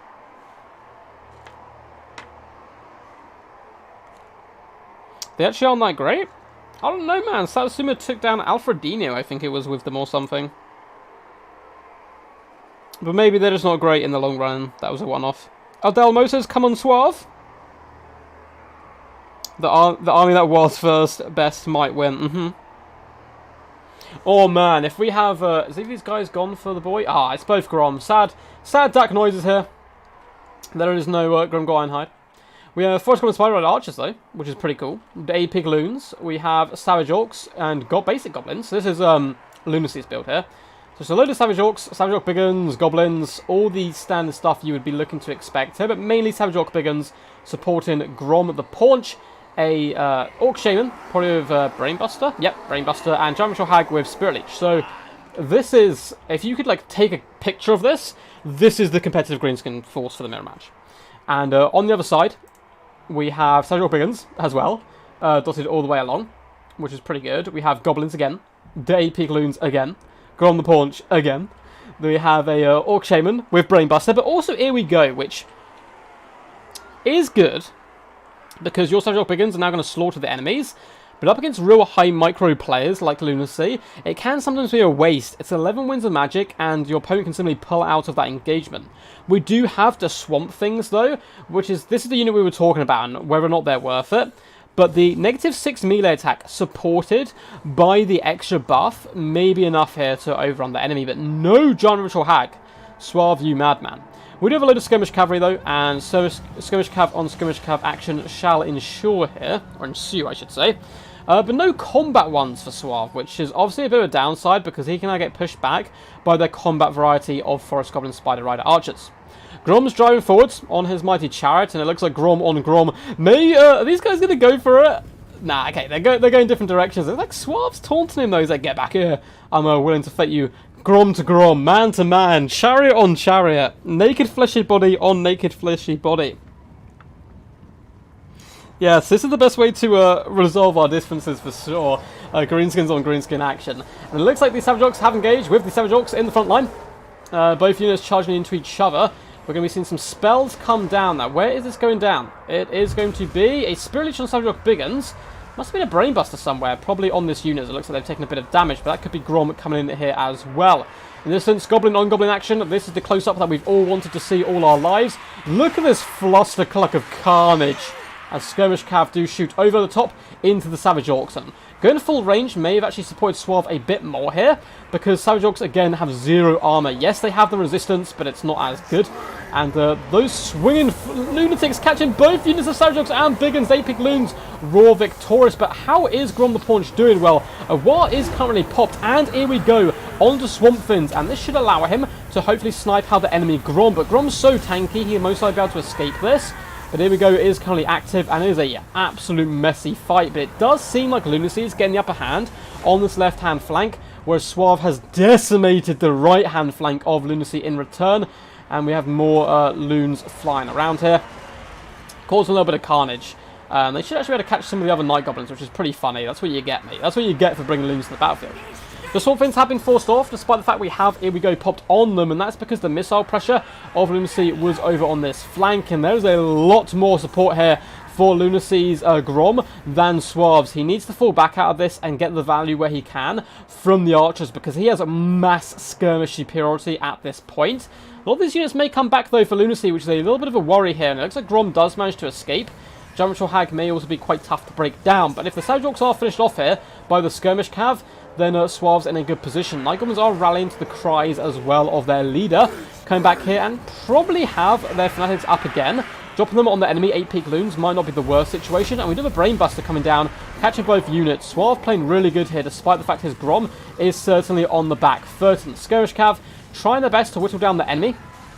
The Goblins are going to be a cheap, useful way to force back the skirmish contingent. Savage Orcs trying to get a grip to their opponent. Balance power is dead even at the moment, which is good to see.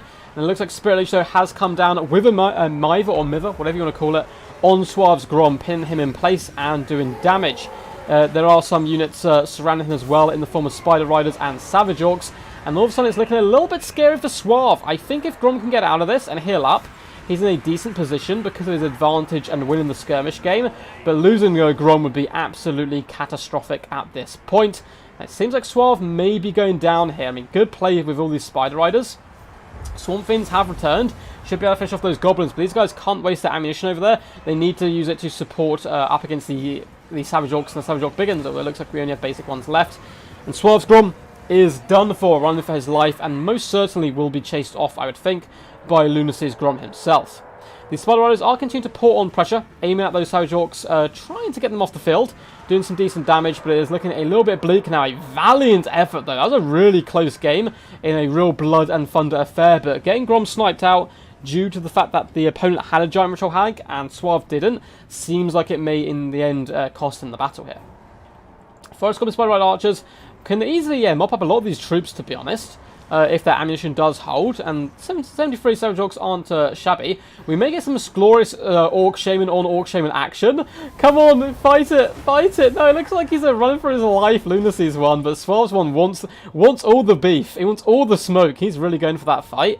And the Forest Goblins are trying to shoot where possible now. Savage Orcs are being forced off, which is good to see.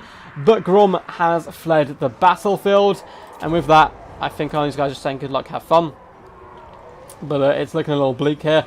Spider Riders are being slowed, but it doesn't really matter. They're out of ammunition at this point, and they don't quite have enough punch to deal with those Savage Orcs. The Swamp Fiends trying to hold on in the centre of the fight, do beat back some Savage Orcs, and a load of Suave's cavalry are just out of ammo now, looking to try to surround and push off the enemy, but a Spirit Leech is going to come in.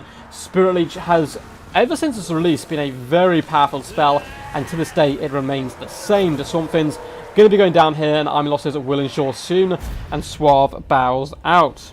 A very close game though. That was a really fun game indeed. That was some awesome stuff. So, Lunacy, his Grom 1.3k, Suave's only 658, and that honestly kind of was where the battle was won. Losing the leadership core was a big blow, because Suave was looking pretty good there into the mid stages of the game. Dramator Hag being a bit of an MVP though, 930 damage value, taking down at key targets. The Savage Orcs performed really poorly, so did the 8 Loons here for Lunacy, only 300 damage value. Savage Orc Biggins fared a bit better, one unit in particular, again 1.2k, but yeah, losing your Lord, particularly as Greenskins, can be quite problematic, and that's one of the reasons Grom is so powerful, because he's quite tanky. Only 658 damage value on him though. The Orc Shaman for Suave got the better end of the magical trade-in. 1000 damage value plus pop and here we go. Did some really good work there. His 8 Pig Loons got 810 at damage value. As for Savage Orc Biggins, across the board they didn't fare too well. Skirmish Cav didn't get much value. Kind of starting to pay for itself despite good play from them by Suave to keep them alive. Up next we have Iron Sand Desert though. GG's.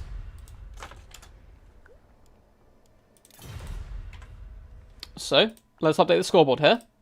Lunacy is in a state of advantage, 1-0 right now. But he still needs to seal the deal, and you can really never count Suave out. He's an absolute scrapper. I can spam triple Spirit Leech on quick battles, right? It's not going to be as great as you think, because your Winds of Magic is going to be a bit of a problem there, I think, Nick. But you can do it. It's probably more effective having one, though, and just doing it slowly over the course of the battle. Just once I'd like to see board chariots. I agree, man. I think we are going to be getting the lower tier chariots as well for Beastmen in the next DLC. Someone was telling me about it. So, hopefully we get them, and I think they'd be quite fun. But they may end up having kind of similar problems. Mage on Mage War. Oh, Storm, I actually just cast a game of yours. It won't be up, though, till, like, God, Monday or Tuesday or something. But it was a really fun one with you trying to deal with an air threat from VP with Chaos. It was really quite good. So I enjoyed it quite a bit. What's up, Venge? How are you, champion? Yeah, like, everyone's, like, internal hatred for Greenskins does kind of bring the community together, which is nice. Mm-hmm.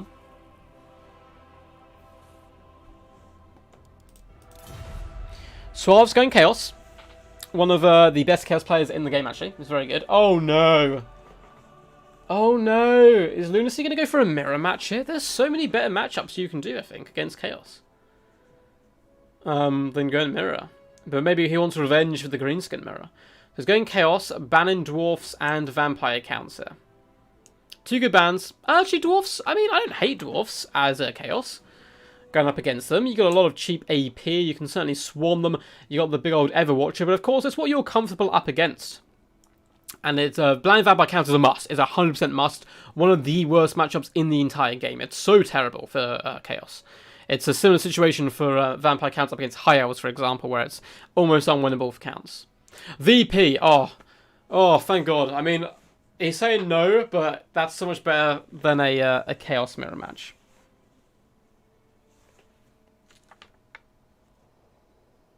Dark Elf pick and GG, it's not as bad as you would think, I don't think, for Chaos.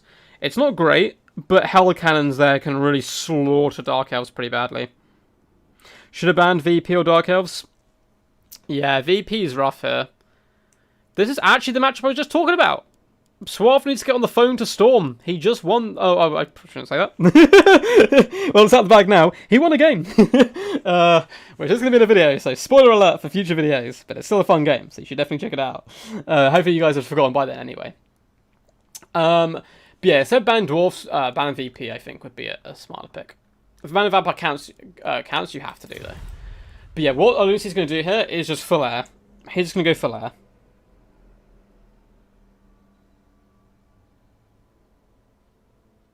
You're just chilling, got bored of like 15 elf games in a row. Were you playing elves or were you up against elves? I'm assuming you were dwarfs and running into elves. So this is doable. Suave needs to contest the air game here. Back to the Mortal Horseman can do wonders. Likewise, you can go in the sky, Exalted Hero on a Manticore, Sorcerer on a Manticore, Lord, or 2 Exalted Heroes on a Manticore, and a Chaos Sorcerer Lord on a Dragon. The problem with that is trying to catch Luther Arkham. He's such a pain in the butt. He's such a pain. My mind must be purged. Oh, from the Greenskin fight. I'm just glad it's not a mirror match. I don't hate mirror matches anywhere near as much as most casters. I think some mirror matches are really fun. I love dwarf on dwarf mirror matches. I think they bring some really interesting tactics out that you don't normally see. And that kind of stuff. But some other mirror matches are really boring, like the Lizardmen mirror match, where it's just skirmish versus skirmish and so on. Yeah, I think they're trying to do the rollover quite quickly this time, Caligar. So, when they released Total Warhammer 2, obviously, you couldn't play Total Warhammer 1 factions for a while in multiplayer before they brought out Mortal Empires.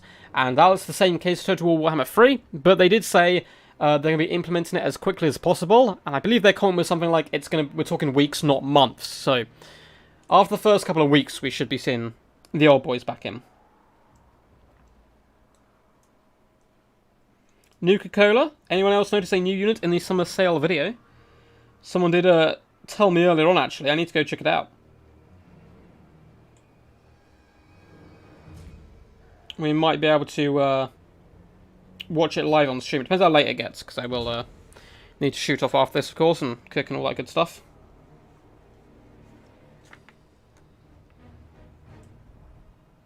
Yeah, Dark Elves is so bad for Dwarfs. It's so horrid. It's arguably, like, I don't know. I prefer to face High Elves than I do Dark Elves as Dwarfs, which is saying something. Give me all those chariots, man. Because, like, Dark Elves can do so much work to you.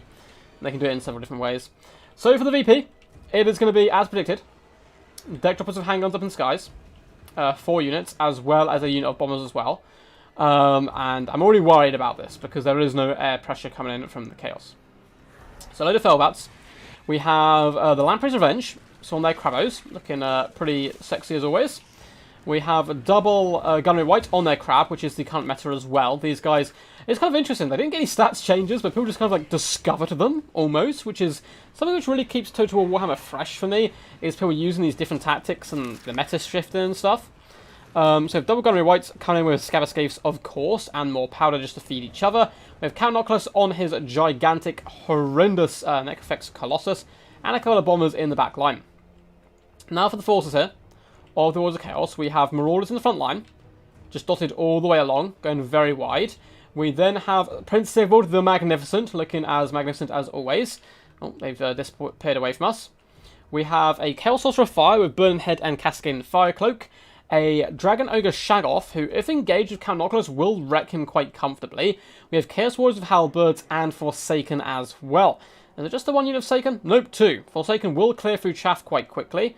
And then we have a load of Mortal Horsemen, 3 units. These Horsemen are going to have to...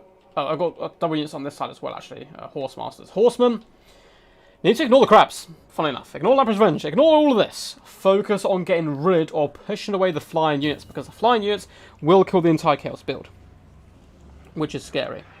What's up, Jay Phoenix? How are you doing? Yeah, this could be painful. This could be a little painful, for sure.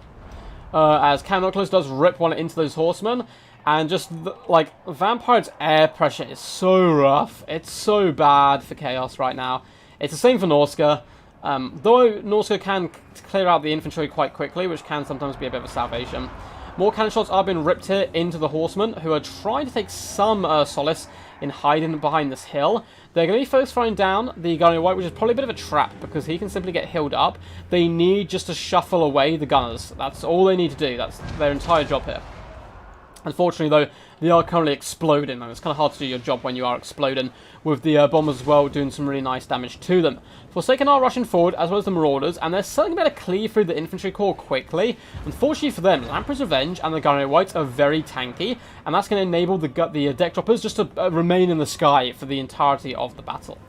Two of the horsemen have now been forced back. Looks like one has returned to the field, however. Chaos Sorcerer fire is starting to pull up, and if you can see some burning heads down on those bombers, that's going to be clearing them through quite quickly. Forsaken are now taking the brunt of the missile pressure, and horsemen as well are getting dragged down here. But there's a lot of Chaos units, so maybe they can just weather the storm, and yeah, kind of take down the enemy in the late game. And because Count Noctilus has been focus firing down the other Horse Masters, this Dragon Ogre Shoggoth is making it to the front line pretty much uninjured, and it's going to start slapping Count Noctilus, who does manage to retreat with a well-placed summon, trying to protect him. Burning Head does come down the line, catching 2 units of the deckhand mob, so rather than electing to go for the bombers, that actually second unit managed to dodge just about. Rather than going after the bombers, trying to get rid of the front line so he can force his way in quicker, Forsaken are trying to charge through onto the bombers as well as the Marauders, and the Halberds are starting to catch up here as well. In the front line, Dragon Ogre Shoggoth is now being pinned in place by the Lamprey's Revenge. Scaverscape does go down doing some good work. Prince Sigvald fighting side by side by the Dragon Ogre, and the Lamprey's Revenge are going to be falling back at the moment, buying time for the Gunnery Whites just to pick on that poor Dragon Ogre. On the left-hand flank, Horsemen are forced back. The Aspiring Champions, I missed earlier, oh my god, we have Aspiring Champions, are charging in. They've got really cool cloaks as well for Gold Sigil. Forsaken have managed to whip up and around the back line, and that Dragon Ogre Shoggoth is just going full Leroy Jenkins mode. Bring all the smoke. I want all the damage. Bring on the Gunnery Whites. Bring on Noctilus. Bring on the Lamprey's Revenge. I'll take you all on. He screams as he charges forward. And Prince Sigvald could try to get in there for support, but Dragon Ogre with Scholar Shielding is doing some pretty solid damage to Count Noctilus despite being surrounded by so many foes. A lovely Burn Head is going to catch the bombers as well as the deckhand mob here, doing some lovely damage. Also, though, catching the Chaos Wolves of Halberds, but not doing much damage to that shit. It kind of went just ahead of them. Halberds are now forced away into the back line. Handgunners have decent ammunition across the board, though, which is a very scary news here for the Warriors of Chaos. Prince Sigvald still alive and happy, however, and will do decent damage. Halberds have managed to find themselves in a good situation up against the Lamprey's Revenge, and Sigvald does twirl that blade around and hack apart at some of the Krabos, who are going to be falling back as a summon does come in, and it seems like the Warriors of Chaos starting to run a little bit out of steam, but there is a resurgence of Marauders coming back into the fray. Horse Masters as well looking to focus down the key targets. Now, Sigvald can obviously solo a lot of these guys in combat, but Lunacy is just not going to allow this to happen and instead fall back. But that may not be an option anymore. Dragon Ogre Shoggoth says, "Hello, Darkness, my old friend. I am back for another scrap." Invocation Heck, though, will be keeping Count Noctilus healthy, but he takes some massive damage with the Lamprey's Revenge. Been pulled a little bit out of position here. Good play by Suave to get this engagement, but the Dragon Ogre Shoggoth probably doesn't have too long left in this world. The Aspiring Champions and Forsaken are starting to chase down Count Noctilus, and there's a lot of Warriors of Chaos left here. Handgunners still have really good ammunition, though, and that's such a problem here for the Warriors of Chaos. Dragon Ogre Shoggoth does a rather dramatic death there. That was kind of a school-level acting display there by him going down, but the Lamprey's Revenge getting danger low here. Prince Sigvald might want to try to finish them off. Aspiring Champions doing a good job here, it would seem, but the handgunners are still alive, and they can focus down this Chaos Sorcerer as well. And his fireballs could be pretty huge here. Get a couple of overcast fireballs into Noctilus. You're going to be doing some good work. Prince Sigvald is unfortunately being kited. Dragged back by the Gunnery Whites. Sigvald is trying his best. Chaos Marauders are popping over. An Invocation Heck goes down on this unit. Horse Masters are trying their best, but the Sorcerer has been shut down for good. Halberds and Marauders are cleaning up the remainder of the ground forces, or at least the infantry ground forces. And the Forsaken are always a fun unit to see. They always get high kills, but not necessarily the best damage value, which is a problem for them. This Gunnery White is dueling Sigvald, but again, he's simply going to pull back and get Invocation of the Heck up if needs be.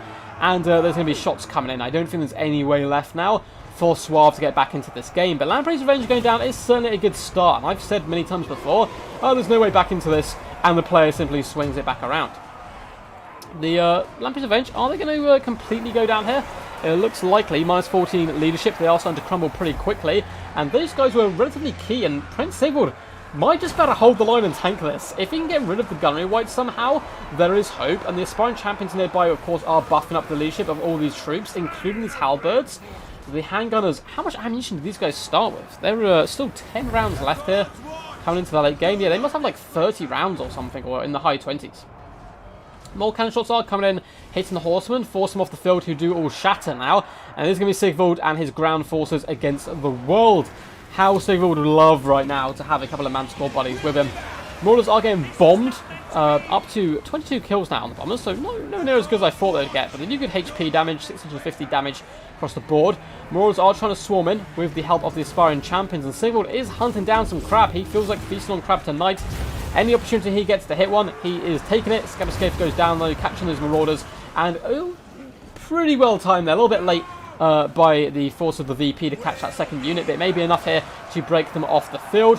One Gunnery White may be going down here though. Prince Sigvald with Standard Eye popped, getting in there and doing the business to this Crabbo. Minus 12 leadership at the moment is pretty scary stuff. He's going down, so he's taking down one crab.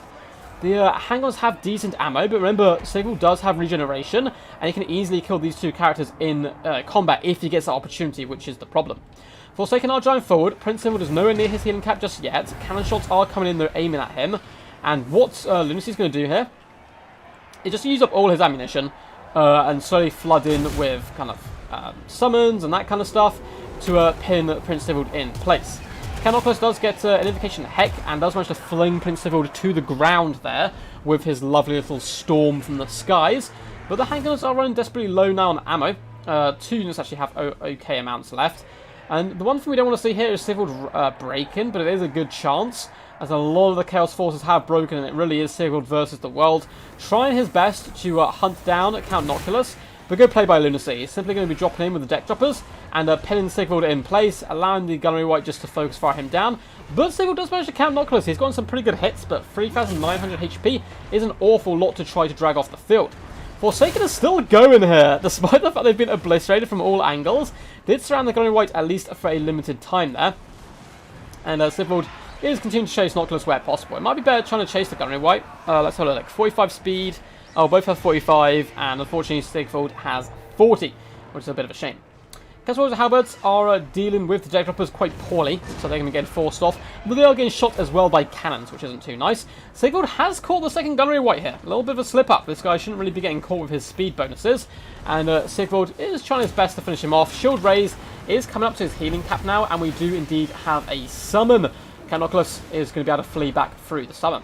So I'll talk about this a little bit later, because probably for the next season of Death Before Dishonour, we're actually going to be changing the rules slightly. We may still will be playing banner rules, but I may add in 1 or 2 of my own rules, and remind me to speak to you guys about that in the downtime between the next games, because, yeah, there's a few changes that are going to be involved with summons, actually.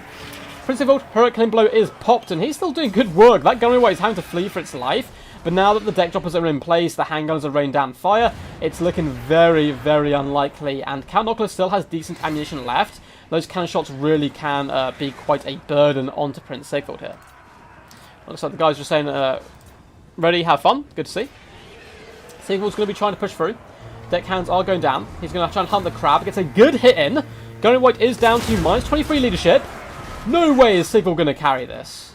If that Gunnery White crumbles, it's looking a little scary. Looking a little scary. I mean, the handgunners still have a volley left. And the halberds are returning! What's that coming over the hill? It's a fully operational unit of Chaos Warriors. The halberds are not fully operational. It looks like the Gunnery White is done, but I think Prince Sigvald's going to go down here. Yeah, he's broken. Oh, he nearly pulled it off. Nearly. Sigvald versus the world couldn't quite do it. That was a close game. Well played to Suave in a real difficult matchup. Somehow nearly dragged that back. Sigvald getting over 3,000 damage value. Chaos Sorcerer 760. And just getting mass troops is a relatively decent tactic here. Forsaken, big kills but not damage value. Halberds 1.2 performed a bit better. The cavalry just got slaughtered, which is a big problem. The Juggernaut Shagoff, despite being in the matchup with a ton of guns, got nearly 2,000 damage value. Really good pressing from Suave throughout. And he's going to be bowing out here, but a fantastic competitor. Always a joy to have Suave in these tournaments. As for Lunacy, 68 kills on Count Noculus, 1.8k damage value, and Double Gunnery White, 1.4, 1.1. They always get good value. The infantry failed, obviously quite badly, but the air corps is really where the battle was won. 719 damage value here on the bombers, and then the handgunners 1.5, 1.8, 1,000, 1.6. Pretty disgusting stuff. Lamprey's Revenge 1.3, not too shabby themselves either. GG. So, Mr. Crablin, if you are watching, it is your time to shine.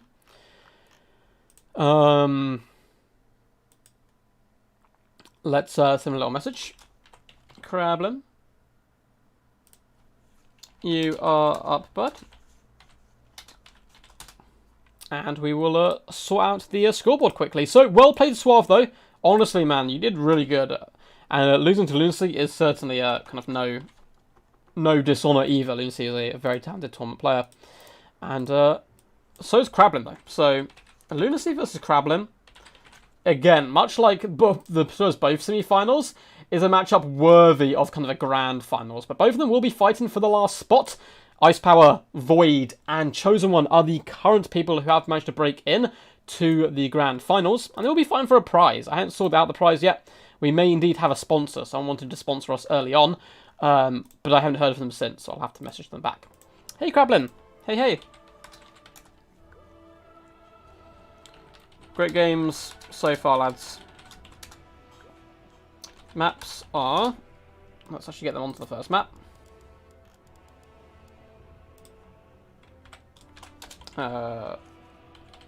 Schwarzerhafen.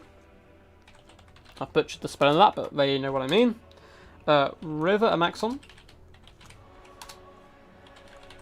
Oakenhammer. Gorgazan. And Gabras. And I believe it's Lunacy to pick a band first. It is indeed. With Lunacy picking first. Oh, picking / banning first. Cool, so this is the best of 5, guys. So plenty of games left to come. GG, well played, indeed. Yeah, if he'd got that wooden booty. Yeah, the extra powder was nice. You're right, Hank. Could keep giving them ammo. I think they were mainly feeding other people. Man, we need to buff Sigvald. He lost the game. It's disgusting.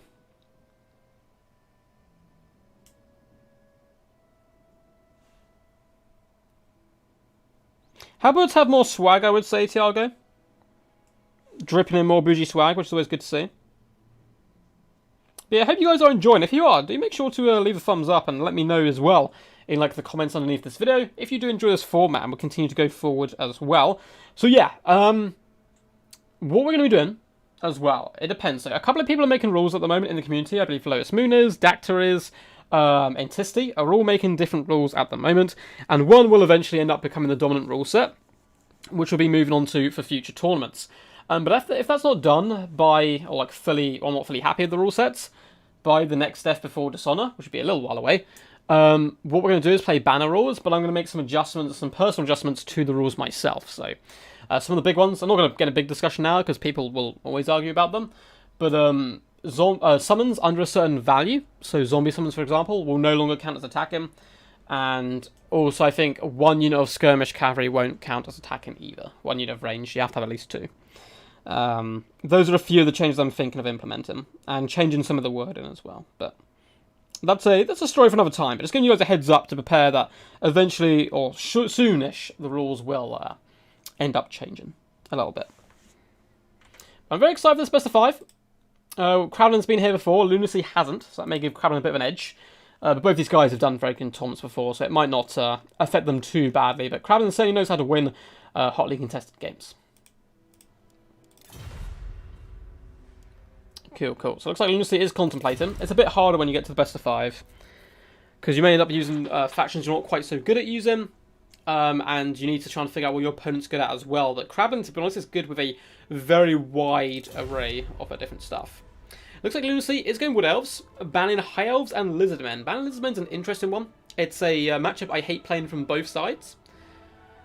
I don't hate the ban. Dwarfs, though? Leaving Dwarfs open against Wood Elves is really, really rough. It's a lot better than it used to be as a matchup. But he's left Bretonia and Dwarfs open, which I still think, though they are both slightly better than before, are both still pretty abysmal matchups. Yeah. Reasonable rules? Yeah, I just think, like, the summon thing, where people summon like a zombie and then just use up like all of their winds of magic whilst the zombie fights and they summon another zombie, is like a pretty much like not what the attacking rule was for. So it's just kind of a small change there, and 1 unit of skirmish cav, you know, darting around, kind of half engaging as well isn't too fun for anyone. But yeah, Duck, what do you think of the chances of England against Germany? So Hank here is talking about the Euros, which is currently on. Oh no, no, another mirror. Oh no. It's only the second of the stream, and I actually don't mind Wood Elf mirror matchups. They're very quick. It's normally Deepwood Scouts, Swift Shards, Drives, and Wild Rider Rushes. But yeah, I think England actually have a decent chance. Now, I am not one of those people who in these events are like, oh, we won a game, we're going to win the whole event. I don't think England has a chance really of winning the whole Euros. Though I do have them on a sweepstake, them and Belgium. But I think they've got a chance. I don't think Germany are in great form, Hank. I think both nations are relatively even matched, both player-wise and form-wise. So it should be a good game. That's what I'm hoping for. That's what I'm hoping for.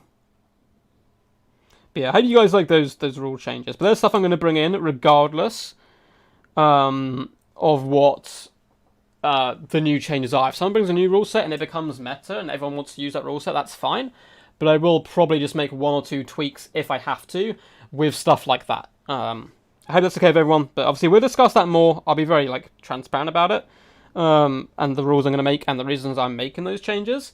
But that's weeks away yet, because we have this season to finish first. We have the finals of this season, which unfortunately won't be next week because I'm away hiking Hadrian's Wall, which I'm very excited for.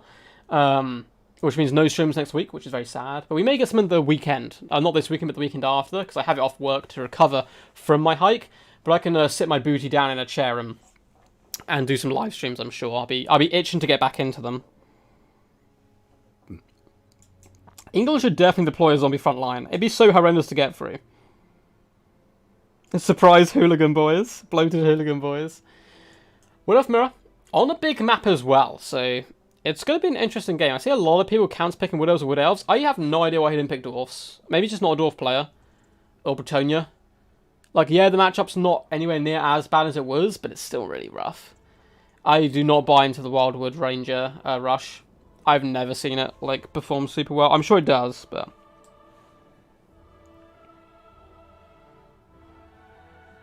Your Dutch, I think you guys got through quite comfortably. I think Netherlands are a good team, man. If I had to pick a favourite for the Euros, though, it's probably...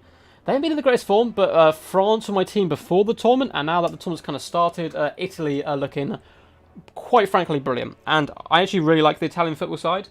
And I'm a big fan of their manager as well, Mancini. But yeah. But sorry for those who aren't interested in football. My ramblings there. It is all the rage at the moment. Looks like Lunacy is ready to rumble. These guys have probably played each other a ton before. I do think Lunacy trains quite a lot with the VM guys, if I'm not mistaken. So these guys probably know each other's builds relatively well. So it's going to be interesting, when you come against someone you know quite well, do you switch your build? Or do you stick with what you know, but you know they know? It's one of those interesting kind of debacles. So both these lads are ready. Let's hop in here and rumble. Yeah, with our first pick, still pretty brave.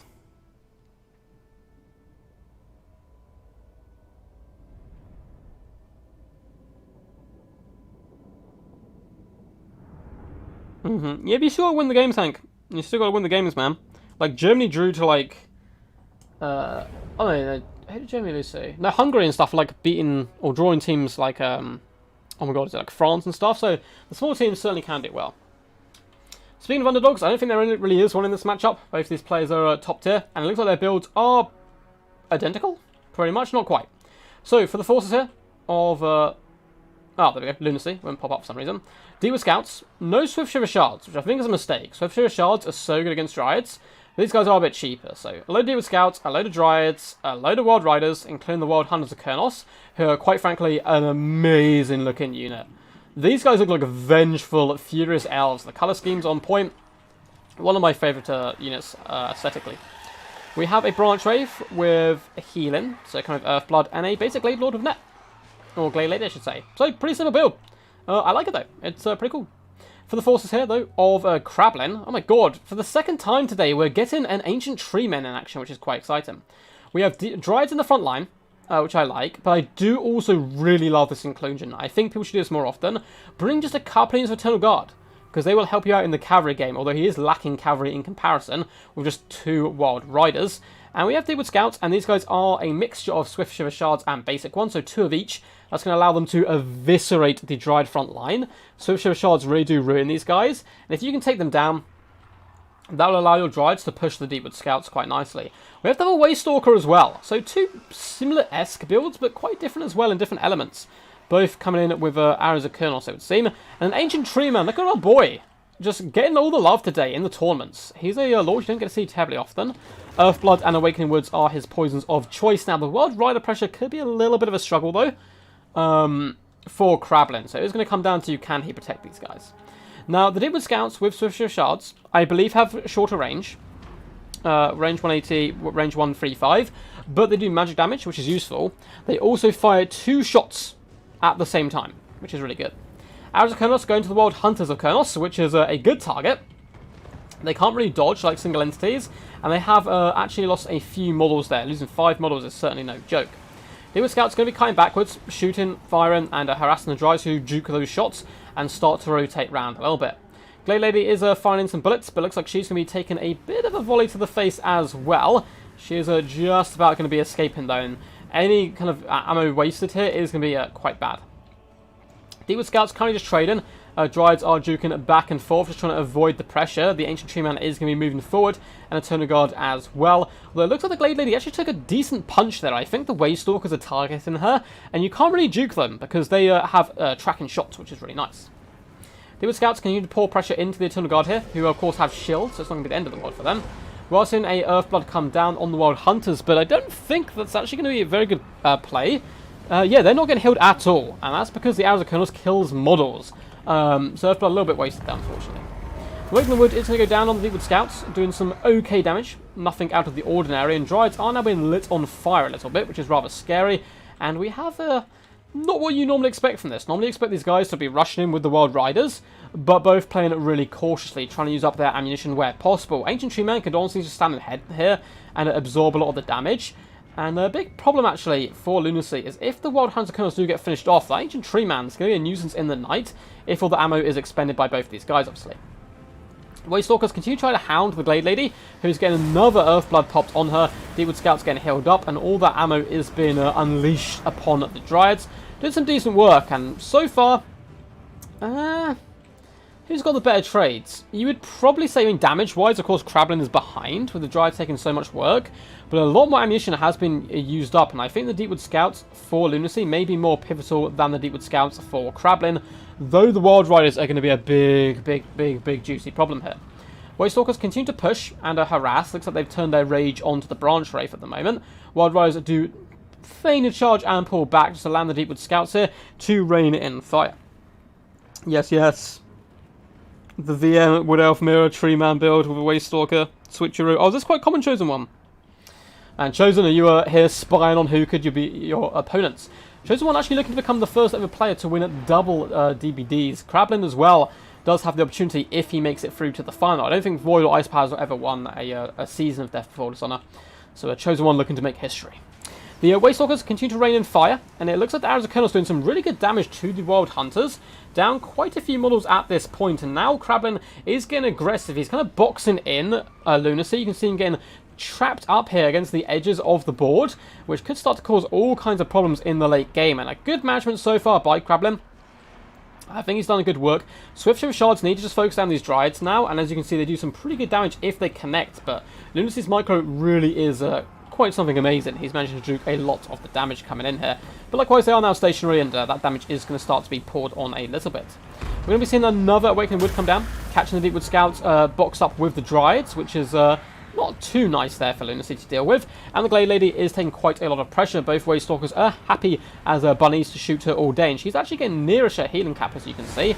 Earthblood's going to come down on the Dryades and the Treeman himself, and I think Krablin is in a state of advantage at the moment, but he's lost a lot of his infantry forces, and this is a mistake, because Eternal Guard do overextend here, and they get dragged into some Dryades. Beautiful play there, little bait and switch by Lunacy. Of course, Krablin's micro is elsewhere, trying to finish off that pesky Glade Lady, who is getting danger low at the moment.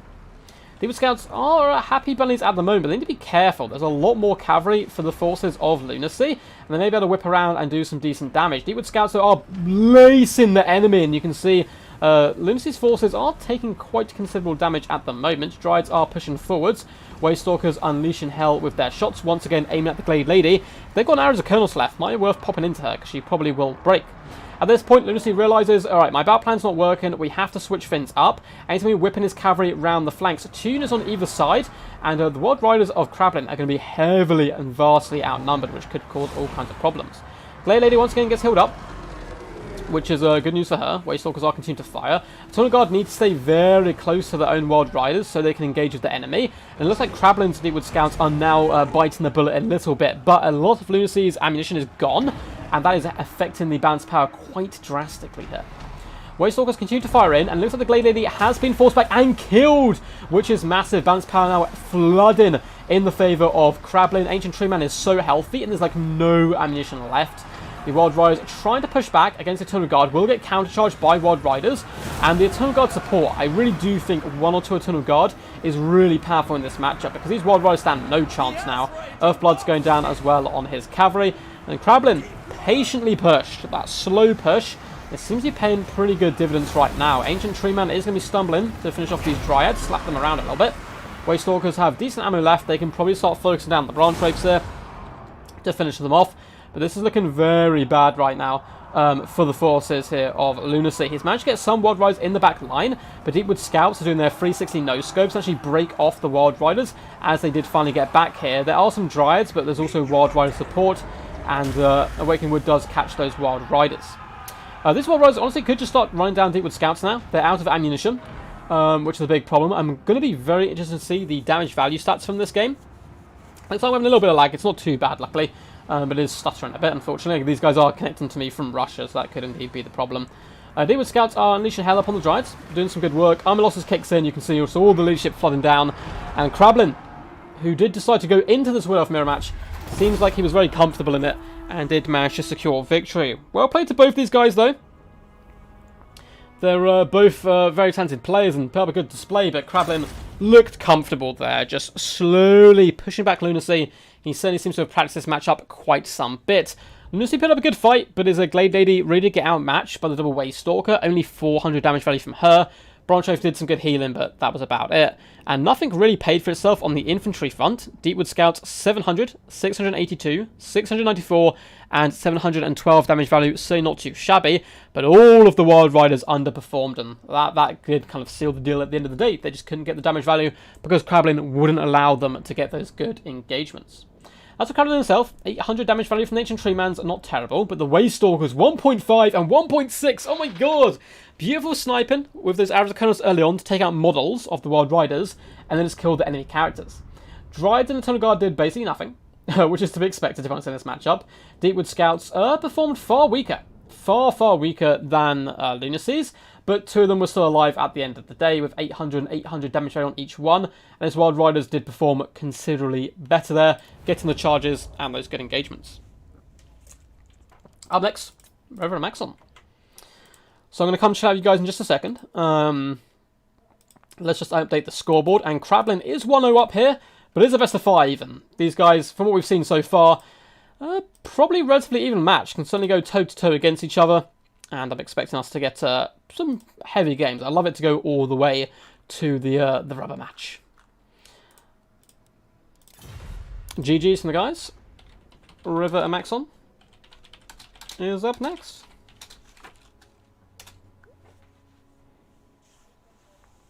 The Tree Man is immune to Waystalkers. Yeah, I guess he can absorb a lot of it and heal. When was England great? As a football team? But probably before I was born. We did win the World Cup, and we've had some insane players, but in my childhood, England's team was easily the best in the world as far as like players, but they couldn't play as a team was the problem. But yeah. GG. Very good micro indeed, Parkrilla. These guys, again, great micro from both sides.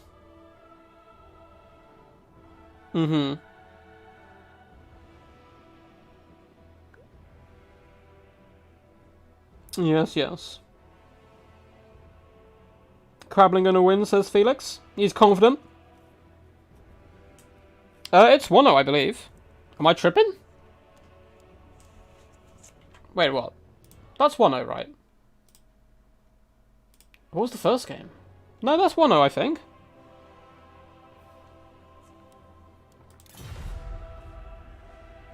Crablin's going Greenskin, so he's going to be whipping out the bad boys. Yeah, exactly. Like, Lucy's build was good, man. Like, it was a really good build, and it's pretty much what you see every time is, like, Dryads, Wild Riders, and Deepwood Scouts. I do think lacking 1 or 2 Eternal Guard is a bit of a problem, but he performed really well. But yeah, you're right. Crablin's build was just optimal. Glade Guard spam would be interesting here. It'd be very interesting to see how that performed. It'd be very careful of the Wild Riders. But yeah, maybe mixing it up. Bringing out just a ton of Glade Guard would be good. Words of Chaos versus Vampires Blackthorn was Suave versus Lunacy. This is the finals now.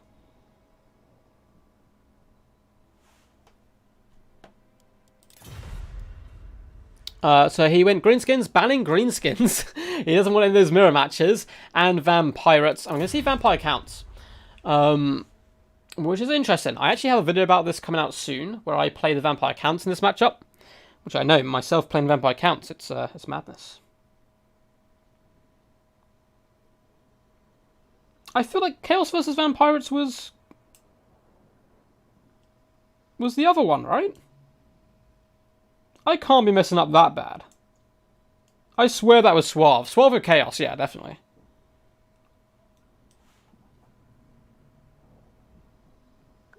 Oh, Chosen, man. Yeah, don't worry. The thing is, people's perspective of England and what actually happens in England is very different things. None of the people who actually live in England think England are going to win. It's just always a big media circus. It's really annoying. We do have some very annoying football hooligans as well, to be honest, but... it's like a lifestyle for people over here sometimes. Which I enjoy football, but like... I don't know. I don't take it seriously. Or too seriously. I think people do too much. And I think it's more something to enjoy. Which is how I view a lot of things in life, to be honest, including like games. I try never to get too upset over games and stuff. Because like, at the end of the day, it's just meant to be for fun.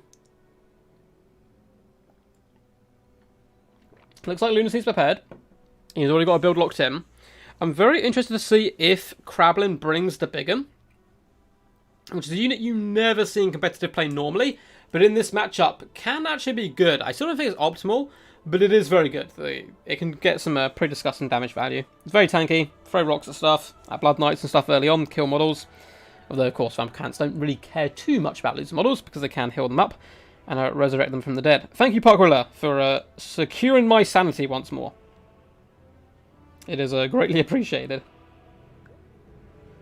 It's Coming Home is just funny. Like, it's something people say in England as like a bit of a meme. Like, it's hard to explain, but it's like a joke. People say it, but they don't mean it. If that makes sense. Because the media always do it, then the fans are like being sarcastic almost by saying it. I don't know how to explain it. Yeah, Blackthorn was trying to infiltrate my mind there. We need to see Blackthorn back again in these tournaments. Always good to see you in action. You versus Captellus is always fun as well.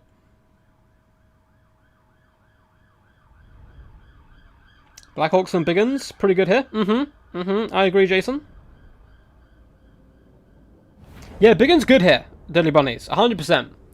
It's not great in many matchups, but this matchup is very powerful. It can kill a lot of the infantry. It can drop rocks on stuff from range.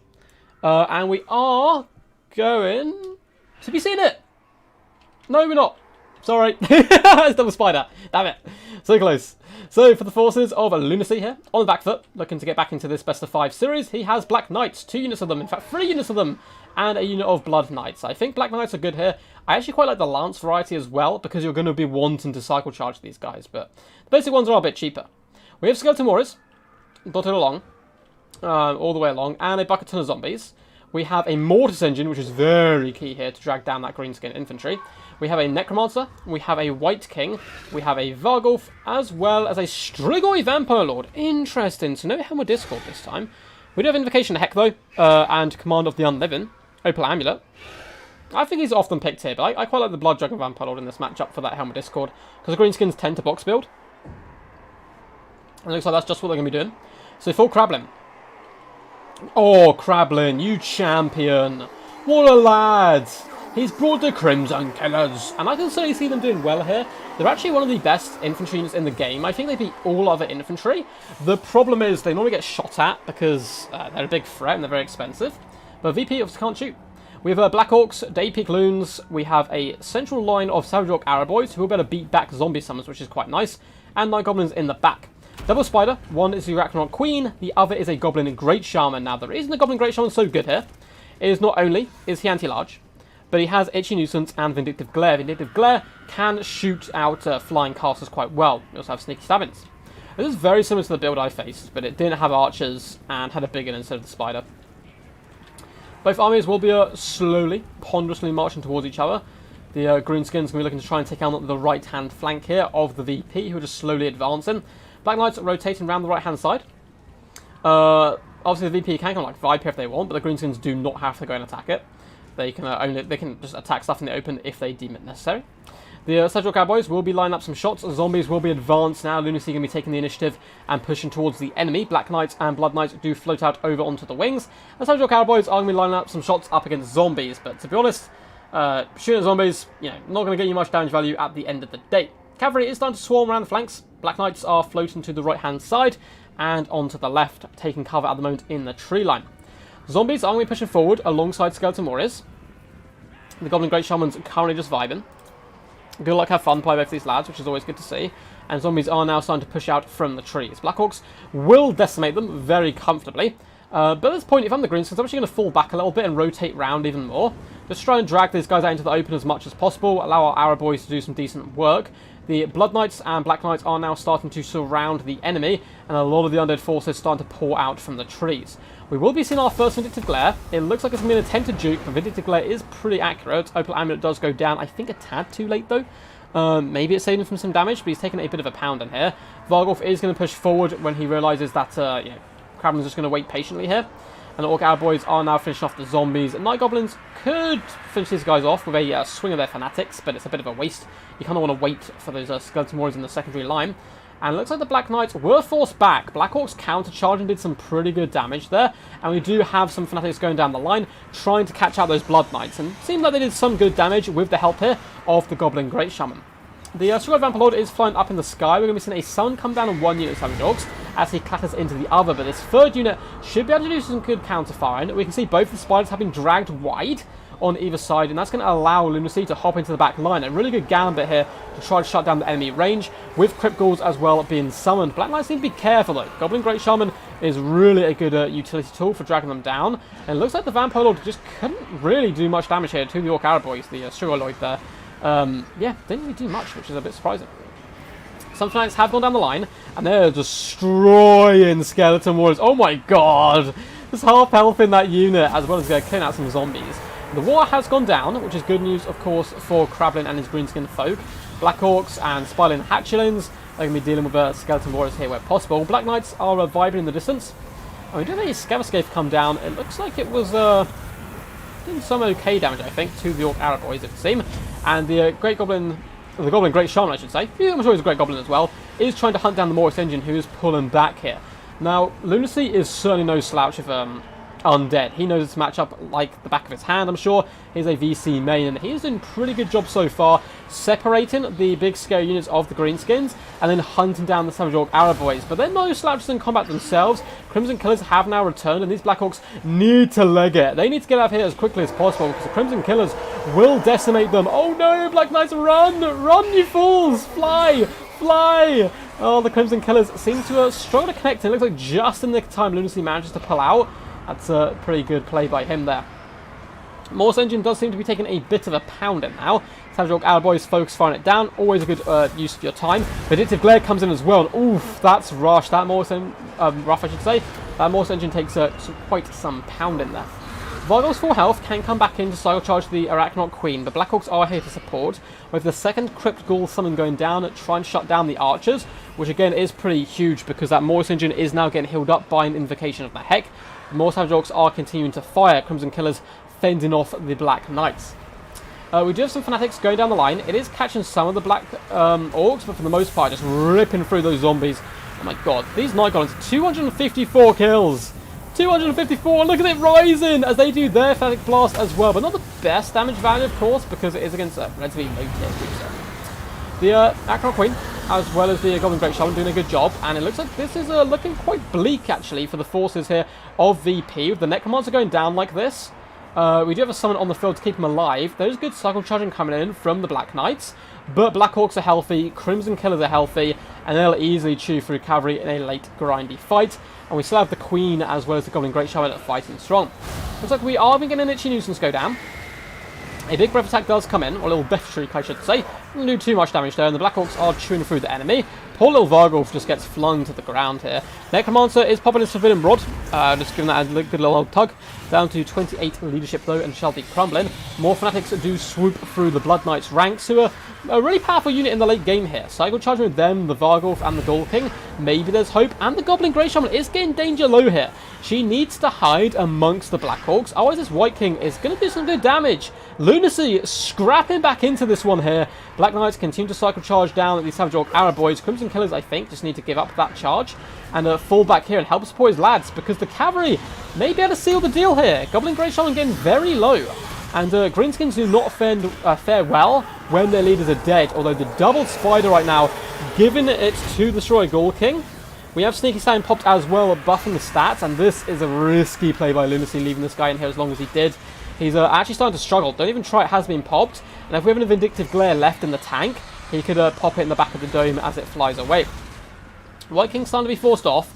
It looks like Night Goblins are fleeing for their lives, likewise are these Savage Orcs. Crimson Killers are returning though, and more shots are raining in. Black Orcs trying their best to catch up the cavalry where possible. We even have some Spider Hatch and Summons coming in, willing to sacrifice their lives to try and pin in the Black Knights, but Lunacy is going to be forced pathing his way through to finish off the Archer Corps here. The Ghoul King is alive up in the skies. We do have a Hatchling Summon to try and muck up the Blood Knights and allow the Goblin Great Shaman and Arachnoid Queen to pin them in place. But if they escape, they're just going to come around and bully this White King instead. Balance power is looking very tasty right now for the forces of the Greenskins. Black Orcs, Crimson Killers, 148 kills. Not much damage value, they're being kind of getting chaffed to be honest. But full health here in the late game is massive. The Polo White King is getting slaughtered, and many of you guys who don't like spiders, I know there's quite a few people who fear spiders. Yeah, look away from the screen now, because these two guys are feasting upon this White King, with the help, of course, of the Black Orcs. White King is kind of crumbling at the moment and going down. Not a good day for him as he does disappear. Now, Lunacy is doing the right thing. He's chasing down round troops, trying to finish off the Night Goblins. He's shattered a lot. And of course, the Ghoul King can heal himself, but it looks like he kind of knows this game over by this point. And he's going to be bowing out there. Zombie Killer of the Year. Oh my god, yeah.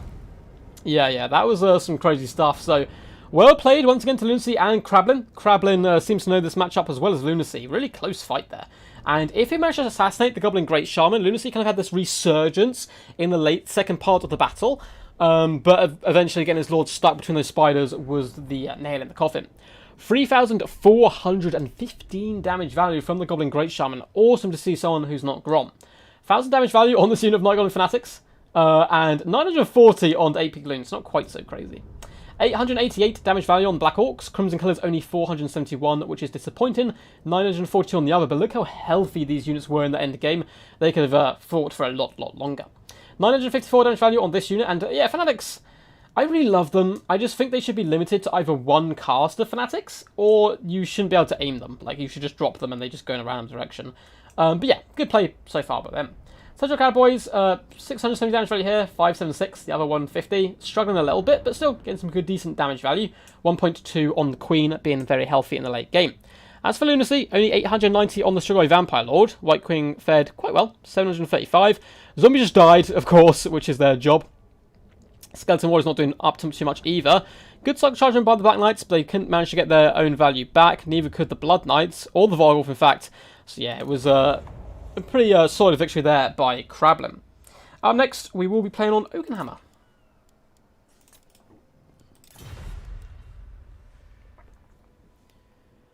Really had trouble using ability Special Fanatics. Lags. There's a little bit of lag, yeah. A tiny bit. But honestly, it was more just stuttering, so it wasn't too bad. Let's update the score to 2-0 to Krablin. Now, this is the best of 5, so he could seal the deal here. GG, well played.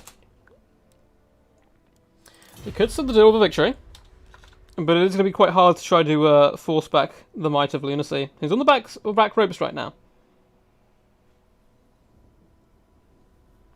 Yeah, I do hope Grom, Missile Cow and Fanatics get a little bit debuff. Seems that's what Chosen One's saying. I agree, honestly. I've always been pretty open about it. A lot of people try to like sugarcoat it. I'm just like, yeah, I think they're a bit too powerful. I do also, I must admit, get very tired of Greenskin hate. Because everyone knows they're broken. So if we just say they're broken over and over again, it doesn't change anything. But yeah, I do understand for sure. Go Krablin, screams Loopy. Glad to have you here, champ. Glad you're enjoying the show so far. Krablin's put on a bit of a masterclass at the moment. Oakenhammer is the map. It's weird, there's no lag in chat. It's only when they play they get like a little bit laggy. It's probably just them connecting to me, I think, from the other side of the world. If there's a dragon, might have been a different result. Exactly. Breath attacks on the Blackhawks. I do think the Blood Dragon Vampire Lord's a better way to go. But again, like, Lunacy's a far better Vampire Count player than me, so I'm sure he knows.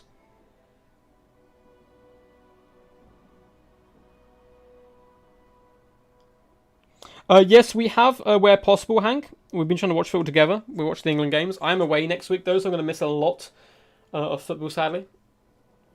But yeah, we watched a decent amount.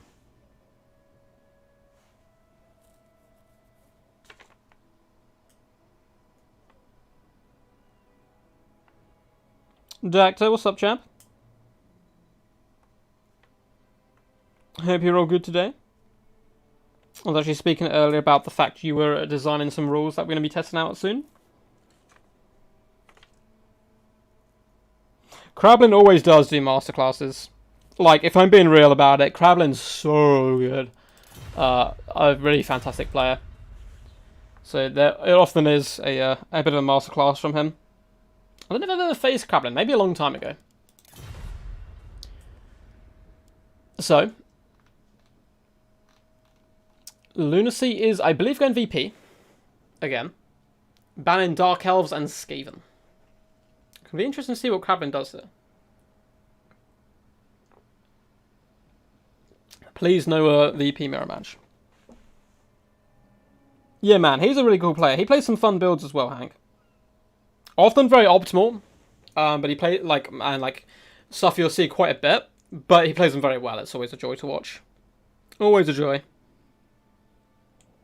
And Krablin has won Death Before Dishonour before. I don't think it was last season. I can actually quickly check. Because we have a little place called... Where is it? It's like the Hall of Champions, I think. Yeah, Hall of Champions on my Discord. You can see who won all the previous seasons. So yeah, Krablin won it Season 6. So we've had Zach B. Sane, Chosen One, won Season 2. Man, that was such a long time ago. Chosen One won Season 2. King of the Dead, Soothsayer, Flying Taco, Krablin, and Auric Ral are the previous winners. Which is very impressive from all of those guys. I haven't seen Sooth in quite some time. I have to invite him back maybe for a best of 7 on the channel soon.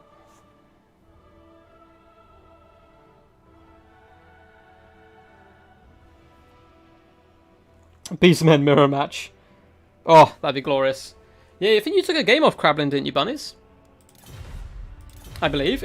Oh!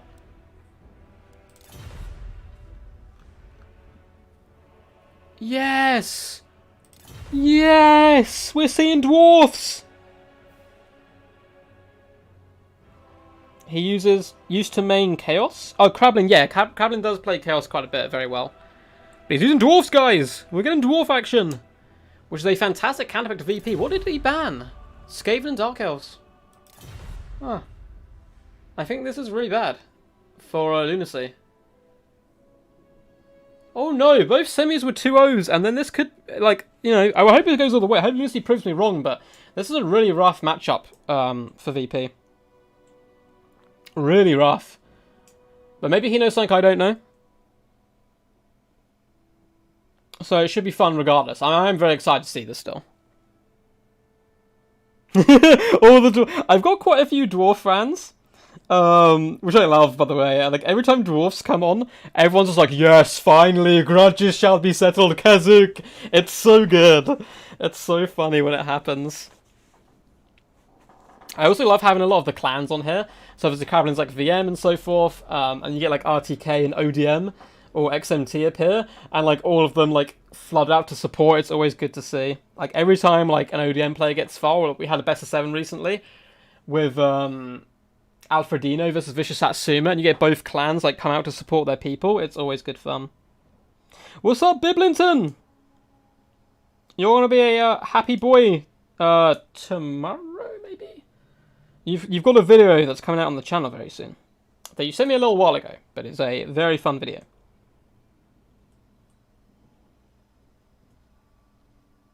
Oh, he already banned Dowie.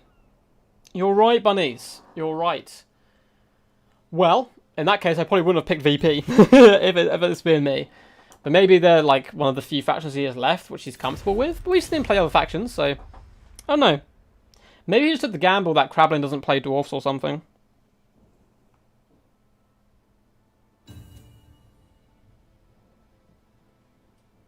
Oh, you're gonna be in this matchup, Puckwiller. That's good fun.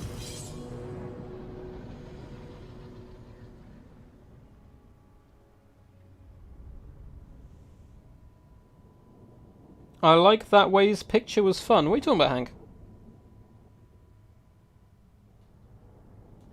Oh my god, wait, he can beat counts with chaos. I don't know if that's physically possible for any man alive. If anyone could do it, though, it probably would be Krablin. Or Papa Palpatine.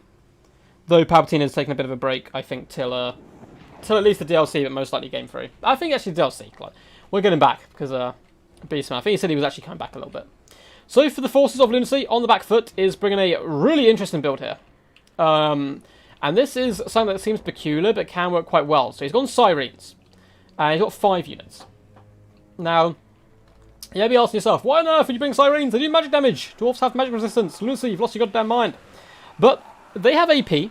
Dwarfs do very little magic damage in return. Only Peak Gate Guard and their Lords can do magic damage. So they are very tanky here, but it is a bit of a grind fest. Up in the skies, we have Tunes of Fellbats to try to counter Gyrocopter play, which I like quite a bit. We have Queen Bess, a load of zombie power deck hand mobs, as well as a couple of hand gunners in the back here. We have double Gunnery White, of course, as is tradition now. I'm interested to see a VP build where we don't see Gunnery Whites, but at the same time, you know, they are getting love now, which is kind of cool, I guess. No Scab Escape on them, though, just extra powder. And we have a Vampire Fleet Admiral, or, well, I was about to say of pistols, because one stream I said of pistols, and it kind of became a joke. So Vampire Fleet Admiral of pistols and vampires, coming with Invocation Heck and Raised Dead and Opal Amulet. Fighting with the double, oh no, I thought it was double Cutlass. One Cutlass pistol, still pretty cool. Yeah, I like the build. I do like it quite a bit. Queen Bess is fun. And it looks like a rush build from Krablin. Yeah, this is a good way to go, I think. So we have Miners in the front line, mixed in with Dwarf Warriors with Great Weapons, dotted all the way along. Secondary battle line, we have Dwarf Warriors with Great Weapons as well. Quarrelers with Great Weapons. I never see Quarrelers with Great Weapons, so it's good fun to see them.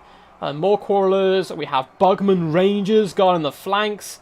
Oh, this is a beautiful looking build. I love to see Bugmans in action. You very rarely do. Look at them just cheering along. Happy as can be. We do have some Jamback Slayers in the back lines. And that's about it. Double Engineer. Good for sniping out Krabos themselves. And they've got the Fire Rings of Tori. So I think they're called. Let's have a look. Yes, they are. Which is a basically a Scab Escape. And it's very good at clearing out enemy chaff. And we've got Brindle, the White Dwarf. He's going to have his work cut out there. He's got a lot of Sirens to kill. He's looking very angry. Coming with Flash Bomb. And Grombrindle has no fear. The Fire Rings are going to be very useful for killing Sirens as well. So that's what he's going to have to do. Fire Ring, Grombrindle, Sirens. And apart from that, he'll be relatively solid, I think. Oh, Way had a drawing of a Slayer being hugged by a War Dancer. Let him know to post it on my Discord. We actually have an art section.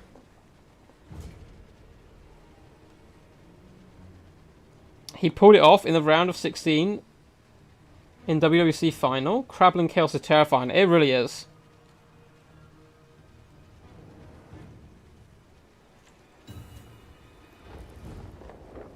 Who are the opposing champions against the Dowie? VP. VP, yeah. Yeah, so it's a... there are some different stuff you can do VP. Every matchup you can always do some tricksy stuff, but it is very bad for them. I do like the idea here of Queen Bess, because you can try to snipe out Peak Gateguard, who are a hard counter to this build. The problem is, Krablin's micro is very good. Very, very good. So he's very rarely going to get hit by Queen Bess, at least in the early stages of the battle, for sure. Queen Bess does strike a tree, and the tree stands firm. Tree confirmed OP. I'll message CA about that. The Crabs are going to push forward here, looking to snipe out some characters. Master Engineers will do counter-sniping, but they don't have the healing, unfortunately, that, of course, the Vampires do have. Looks like Ekron Miners get clobbered there. They do juke a little bit late, and they lose quite a few models, and that's a lot of blast and charges gone, which is always sad to see. VP going to do this kind of fighting withdrawal right now, and the Siren's going for an overload on the left-hand flank and 2 on the right-hand side. Quora's not going to be much use against them. Grombrindle's going to have to be very careful here. Now, what Lunacy wants to do here is use the Gunnery Whites to snipe out the Master Engineers, finish them off, and then commit with the Sirens. Queen Bess actually hits the Master Engineer, which is hilarious, because it does no damage. Walking through the fire and the flames, emerges unscathed the Master Engineer here. Quora's just going to say, F it, and or Bugman's insane, and just shoot the Sirens. Like, yeah, you're a Fear Arts, it'll do some damage though, which is useful. Big boom on that second unit, and Queen Bess is all of a sudden starting to pay for herself, and actually get some pretty decent damage, as the Dowie advance has stalled, as he's trying to fend off this Siren advance, but he needs to get moving once again. Queen Bess coming with a strike. This time, though, it's going to be a pretty dismal miss. She is up to, though, 22 kills. Not bad whatsoever. The Vampire Fleet Admiral is popping forward, looking to shoot in and most likely do a cheeky little summon. She's also hiding behind this rock, which is some really funny but good play by Lunacy, because the Master Engineers cannot snipe her, and Quora's taking quite a pounding at the moment. It's starting to look a little bit bleak, maybe for the Dwarfs. Maybe we spoke too highly of them. Blast Charges will clear out the front line quickly, though, and then once they get onto Queen Bess, it's going to be a different story. Sirens, though, are perfect for this grindfest. The mobs do try to juke the blasting charges of the Ekron Miners. They do take a little bit of damage, and Quora's will also be firing some shots, and now they're taking quite a decent amount of damage. Queen Bess, though, does sing once more into the night. Quora's do take a pounding. Sirens are trying to float into the back line, but there are Dwarf Warriors of Great Weapons are looking to help them out. The handgunners as well are pouring fire in, doing some decent work. Decking mobs taking considerable damage at the moment. Queen Bess continues to shoot him. Quora's just going to advance. The miners are finishing off the deckhand mobs, but you can see they're being kind of truckled in now and again, just to try to slow down the Dowie advance. We do have some hidden troops revealed. Those are the Bugman Rangers here. Queen Bess is going to make a decent connection once more. Shots are raining down on the handgunners, who have wisely decided to fall back, which I think is a very smart decision. Decker mobs are getting obliterated at the moment by the blast and charge. Sirens, though, untouched for the moment. Could be a big problem. Queen Bess does this time sadly miss, but she has to miss now and again, I guess, right? Handgunner's taking considerable damage. Queen Bess is up to 45 kills. We did a summon of zombie Pyrodecker mobs onto the crawlers, which is a nice little catch there. It looks like Grombrindle is also being focus fired down by the Gunnery Whites, which is a little bit rough. Dronebat Slayers going to engage the Fellbats, force them away, and kill them. This will be a good target right now for Queen Bess, I think, with the Slayers popped on this unit. Master Engineers do try to pop a fiery ring, and it looks like a... Oh my god, beautiful play by Krablin! Eviscerating those Sirens and massive damage there with the Master Engineer, waiting for them to engage. And it looks like on the other flank, with blasting charges coming in, I thought that fire may be another fiery ring. Ekron Miners and Dwarf Warriors are popping into the back line. A lot of troops have bunched up now onto the Dwarf Warriors, allowing the Ekron Miners to really do some massive damage here. And Queen Bess is under threat. We have Dwarf Warriors pushing into the back line. Quoras, though, are being surrounded and swarmed, which isn't good news for them. Grombrindle is holding firm for now. Another fire ring goes down, roasting some Sirens. It's some okay damage, not quite as good this time. Balance power very even, although the Quoras are taking such a pounding to Queen Bess right now. She's up to 1.5k damage value, but Dwarf Warriors will now finally be able to shut her down, which is bad news for VP. The Vampire Fleet Admiral is taking a bit of a pounding. Grombrindle can go over there and dish out some damage. Sirens are onto the key targets now. Dronebat Slayers will be able to chew through such a unit. They don't do magic damage, but still they'd have a ton of damage outpour, so Sirens will struggle against them. And it looks like Fellbats again beaten back by Bugmans. Bugmans are the type of lads, like, you know, let's set up Bugmans and scrap out with some enemy skirmishes they don't mind whatsoever. Backline is an absolute flusterclark. Dwarf Warriors are chasing off Queen Bess's crew who are legging it. Oh, this is amazing. They are zombies though, so they're going to get caught here by the Warriors and maybe pin their place, but it's buying time for more shots to rain in, and Dwarf Warriors are actually breaking here, trying to finish off those handgunners in the back line. Very close game. Vampire Fleet Admiral nearly goes down. She started tussling with Grombrindle, and no one wants that. She's getting beat back pretty bad. Master Engineers also focus firing her down quite nicely. The location of heck is going to go on her. Gunnery White is floating out through the Dwarvish forces. Grombrindle probably wants to pop on top of her in a very close game. It's very, very tight so far. Great Open Dwarfs will do okay up against the Gunnery White, I suppose. Handgunners have survived, though, and it looks like Queen Bess's crew, likewise, she will most likely be able to rally, and there's a lot of Sirens left, guys, and that's a lot of problems. We do have another of Fire Ring come down, and it doesn't do much damage again, just doesn't connect properly with the Sirens. But still, damage is damage at the end of the day. Grombrindle is a happy bunny so far, doing a decent job. Bagman Rangers are firing in, and we still have 60 Dragonback Slayers, and a lot of Dwarfs left on the field. And the fact Queen Bess is currently offline and crumbling is really bad news. We even have Dwarf Warriors nearby who are kind of low-key guarding it.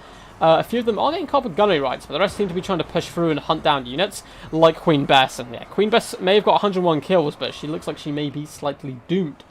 Miners are going to try to intercept the Sirens, protect the Bugmans, who are doing a good job here. Sirens, this is the problem. When you get into Grombrindle, he will butcher you in your droves. Lovely lone vacation heck. Well played to Lunacy here. Does go down on the Vampire Fleet Admiral.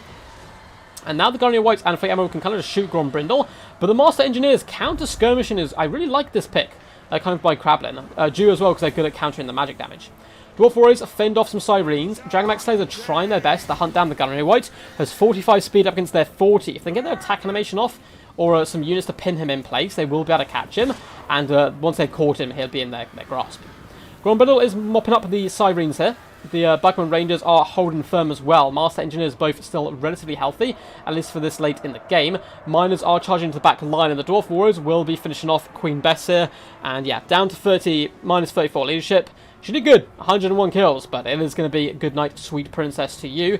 Gunnery Whites are alive though. Both Gunnery Whites and the Vampire Fleet Admiral and a lot of Sirens. If they can focus fire down Grombrindle, they could be in with a good shout here, but Sirens are kind of getting finished off. Master Engines up to 22 and 18 kills so far. Are still focused on characters, and it looks like the Quarrelers are starting to unleash hell now upon the Gunnery Whites. Looks like another Scab Escape goes down, and this time it connects well. Nice. Brilliant cast there by Krablin. Catching those Sirens and putting them in their place, and Grombrindle's surrounding them now. This unit of Sirens is going down, and it's looking really bleak now, I'm afraid, for the force of Lunacy and VP. Master Engineers are obstructed a little bit, but we'll be continuing to fight in just a second. Dwarf Warriors with weapons, seeing off the Sirens for good, it would seem. And Grombrindle still healthy here, 3,000 HP. Lots of sniping potential left, though, with the Crabos, but it looks like Lunacy is going to bow out. GG. GG. That was a pretty damn epic game, though. That was some cool stuff. Well played to Lunacy, making it much more of a fight than it normally is in this matchup. Valiant certainly should be in bold there before the defeat. Good play by him, Lunacy. A fantastic competitor. Did really good so far in the tournament to get this far, but Krablin was one step too far. Vampire Fleet Admiral, only 370 damage value. Gunnery White, 700 and 700 again. Not bad, but compared to what we're used to seeing with them, not great either.